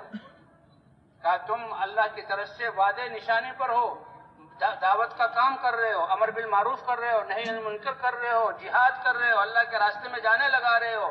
لیکن اگر دنیا کی محبت کو تم نے جگہ دے دی تو دنیا کی محبت آنے سے دین کی محبت نکل جائے گی. یہ ایک نشہ ہوگا جس کی وجہ سے تمہارے پاس پھر دعوت اور تبلیغ اور امر بالمعروف اور نہی کا وقت نہیں رہے گا. اور جب تمہارے پاس تمہارا یقین دنیا والا ہو جائے گا تو نمازوں کی تاثیر ختم. نمازوں کی تاثیر, نماز کتنی بڑی عبادت ہے. حج کی تاثیر ختم کہ حج کر کے انسان کیسا پاکیزہ بنتا ہے. روزے رکھیں گے لاکھوں ہوں گے لیکن روزے کی تاثیر ختم. جو ہی رمضان گزرا پھر اپنی اس غفلت میں آ گئے.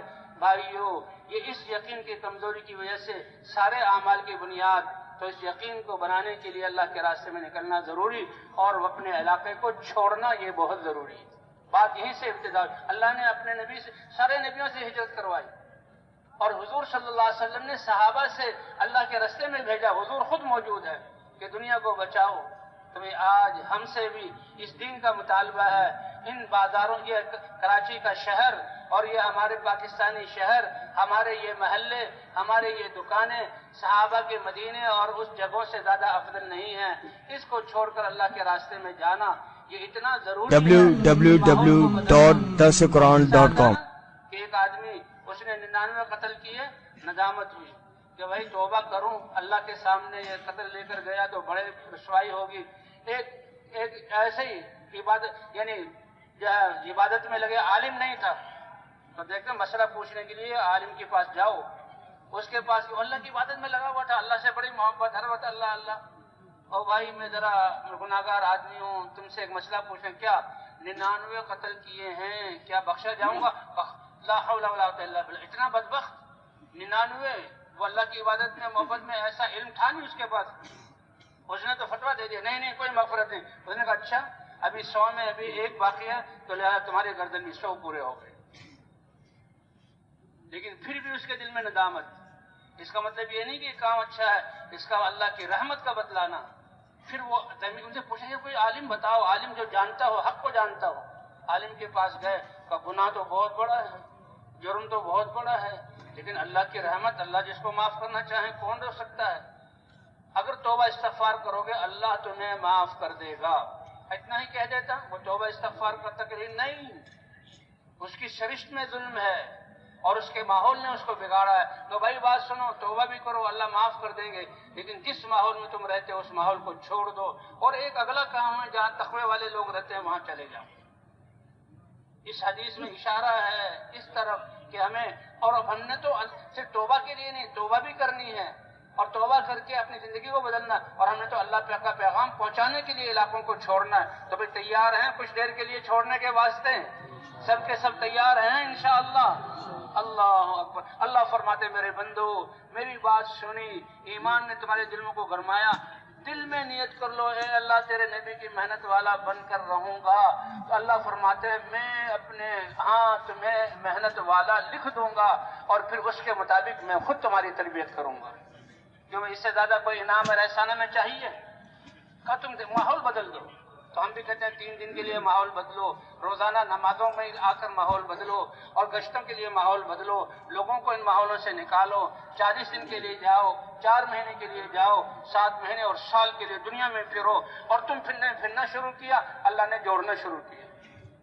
کوئی کاپیاں نہیں لے کے گئے کہ فلاں کاروبار کرنا ہے، کوئی رشتے نہیں کیے، صرف اللہ کی بڑائی بیان کی، گشتیں کی، اور لوگ آنا شروع ہو گئے۔ اور یہ کراچی کا آج یہ مجمع، اور ابھی آ ہی رہا ہے مجمع، اور دعا میں تو پاؤں رکھنے کی جگہ نہیں ہوگی۔ اللہ کی محبت میں کاش ہم قربانی کرنے والے پہلے آنے والوں کو اللہ صحیح سمجھ عطا فرما دے، ہر پہلے آنے والا بعد میں آنے والے کی ہدایت اور رجوع اللہ کا ذریعہ بن جائے، رجوع اللہ کا ذریعہ بن جائے۔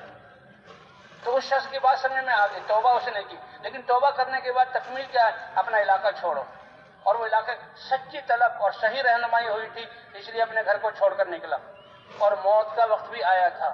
دیکھو اللہ تعالیٰ اپنی ایسے توبہ کرنے والے، ندامت کرنے والوں کو اتنی تھوڑی سی مہلت میں کتنا اللہ تعالیٰ موقع دے دیتے ہیں۔ کہتے ایک آدمی تھا گندے ماحولوں میں رہنے والا، ہر وقت نشے میں رہنے والا، نماز کی طرف نہیں آتا تھا، تو صرف ابھی ایک واقعہ ہے سامنے بتایا تو اس کے دل میں آیا یا بھائی زندگی میں نماز تو پڑھی نہیں، مسجد چلا جاؤں، دوپہر کا وقت ہے، مسجد چلا جاؤں اور وضو کر لوں اور اللہ کے سامنے 2 رکعت پڑھ لوں۔ جب مسجد میں www.darsequran.com کون ہو اتنی بدبو تمہارے جسم سے، اور ایسے گندے کپڑے اور ایسے نشائی آدمی تمہیں نہیں آنے دوں گا، اس کو دھکے دے رہا ہے اور وہ جلدی جا رہا ہے۔ اتنے میں پیچھے سے ایک اللہ والے نے دیکھا، او بھائی اللہ کے گھر میں آنے سے کیوں روکتے ہیں؟ یہ چاہے اس کے جسم سے بدبو آ رہی ہے، چاہے جیسا گندا بھی ہے، کہ بھائی وضو کر لو، اس کو وضو کرنا سکھایا، وضو کر کے میں نماز پڑھنا چاہتا ہوں، میں نماز پڑھنا چاہتا ہوں، میرے دل میں آ رہا ہے نماز پڑھوں۔ اب تمہیں تو نماز پڑھنے آتے نہیں، میں آگے کھڑا ہو جاتا ہوں اور تم میرے پیچھے کھڑے ہو جاؤ، اور میں نماز پڑھاؤں گا، تم میری طرح رکوع سجدہ کرو۔ اس نے نماز پڑھنی شروع کی، سجدے میں گیا تو سجدے میں اللہ نے اس کی روح قبض کر لی۔ او بھائیو اللہ اتنا مہربان، یہ آج کا واقعہ۔ تو اس طرح یہ جا رہا تھا توبہ کر کے، اللہ پاک صاف کر دیتے ہیں۔ ابھی اس گاؤں کے آدھے رستے میں نہیں تھا، فرید جو ہے موت کا وقت آ کے زندگی کی مہلت ختم، اور گر گیا اور روح نکل گئی۔ عذاب کے فرشتے اور رحمت کے فرشتے آ گئے، لڑائی ہوئی۔ عذاب والوں نے کہا اتنا بڑا ظالم جہنم کے علاوہ اور کون سی ہے؟ یہ فرشتوں کا علم تھا، اور رحمت والے فرشتوں نے کہا تائب بن کر آیا ہے، لیکن اصل تو اللہ تعالیٰ ہے۔ اللہ نے کہا اے میرے فرشتوں، جس وطن کو چھوڑ کر آیا ہے، جس وطن کی طرف جا رہا ہے، دونوں کو ناپ لو، اور جس کا فاصلہ کم ہو وہ اسی سے ہوگا۔ ناپا گیا تو ایک بالش نیک گاؤں کی طرف کا ایک بالش کا فرق تھا، یہاں 100 ہے وہاں 101 تھا، ایک بالش کا فرق رحمت والے فرشتوں نے لے لیا۔ حدیثوں میں آتا ہے کہ نہیں فاصلہ برابر یا اس کا زیادہ تھا، لیکن اللہ کو توبہ کی صفت ایسی پسند آئی، اللہ نے اس زمین سے کہا ذرا پھیل جاؤ، اور اس حکم زمین سے کہا ذرا شکر جاؤ، صرف ایک بالش کی بات ہے، اور اللہ نے رحمت کے فرشتوں کو بھیج کر جنت میں داخل کر دیا۔ اور بھائی ہماری توبہ تو اپنی غفلت سے بھی توبہ کرنا، اللہ کی نافرمانی سے توبہ کرنا، اور سب سے بڑی بات ہے اللہ ہم نے اپنی جانوں پر ظلم کیا، نبی کی محنت کو نہ کیا، ہم نے اپنے گھر والوں پر ظلم کیا، ان کی صحیح تربیت نہ کی، ہم نے اپنی نسلوں کے لیے خواہشات اور بدعات کے راستے دیے۔ اے اللہ ہم سب اس جرم کو معاف فرما، اور آئندہ کی زندگی پاکیزہ اور دین کی محنت کرنے والا بنا۔ اللہ فرماتے ہیں تم دل میں نیت کرو گے اور میرے ہاں تم اس محنت والے شمار ہو جاؤ گے۔ تو اس کے لیے فرما پھر اللہ کے رسول کا ارشاد، یہ جو میں نے حدیث شریف میں پڑھی تھی کہ جو اس دن جو کتاب اور سنت کو لے کر اٹھے گا اور لوگوں کے تانوں کو سہے گا، اور لوگ اپنی دنیا کی نقشوں کو دکھا کر کہیں گے تم کیا تکیہ نشین بات کرتے ہو، فرمایا تم کتاب اور سنت کو لے کر اٹھو گے، ان کے تانوں کو سہو گے، زندگی تمہاری ایسی اسی حالت میں مول، تو قیامت میں تمہیں میں رسول کے صحابہ مہاجرین اور انصار میں سے جو سابقین ہیں ان کے ساتھ تمہارا حشر کروں گا۔ کہ دنیا والوں نے تو تمہیں دھکے دیے، دنیا والوں نے تمہارے خلاف آوازیں کسی، دنیا والے تمہاری بات کی سننے کی طرف آئے نہیں، لیکن راستہ تم نے وہ اختیار کیا تھا، یہ قربانی۔ تو قربانی کی صورتیں جب تک ہیں یہ درجات ہیں، فرمایا القائلون یومئذ بالکتاب والسنہ کالسابقین الاولین من المہاجرین والانصار. اور فرمایا اے میرے ہمارے لیے اے میرے امتیوں سن لو کہ تم جو بعد والے ہیں یہ دین کے لیے قربانی کرو گے اور قربانی سے ہدایت کے فیصلے ہوں گے، تمہارے نام اعمال میں لکھے جائیں گے. فرمایا کہ ایک آدمی جو قربانی کرے گا 50 آدمیوں کی قربانیوں کے ثمرات میں مرتب کروں گا. صحابہ کرام نے پوچھا اے اللہ کے رسول یہ 50 آدمی انہی میں سے ہوں گے؟ 50 گنا تو بہت بڑا حساب والوں کے ہاں ہے، ان میں سے نہیں میرے صحابہ، 50 تم میں سے قربانی کے جو اثرات ہیں ان کی ایک قربانی پر. اور اس کو ہم دیکھ رہے ہیں. تو بھائی پچھلی گناہوں سے کریں توبہ اور اللہ سے مانگیں معافی اور سب کے سے توبہ کروائیں. تو تیار ہیں اس کے لیے انشاءاللہ؟ توبہ کرتے ہیں انشاءاللہ. باقی کیا ہے؟ اللہ ہی کی دی ہوئی نعمت، چند سانس باقی ہیں، کتنے ہیں وہ پتہ نہیں، لیکن نیت کر کے گزاریں تو اس محنت والے شمار ہوں گے اور اللہ کے فرشتے لینے کے لیے آئیں گے تو ہمیں حضور والی محنت والا بنا کر اللہ کے ہاں دربار میں پیش کریں گے. اللہ اس کی توفیق عطا فرمائے. تب اس کی نشانی یہ ہے کہ جو تقاضے ہوں اس کے لیے اپنے آپ کو پیش کرنا. تو فرمائیں کون کون تیار ہے؟ سب سے پہلے جو 4 مہینے نے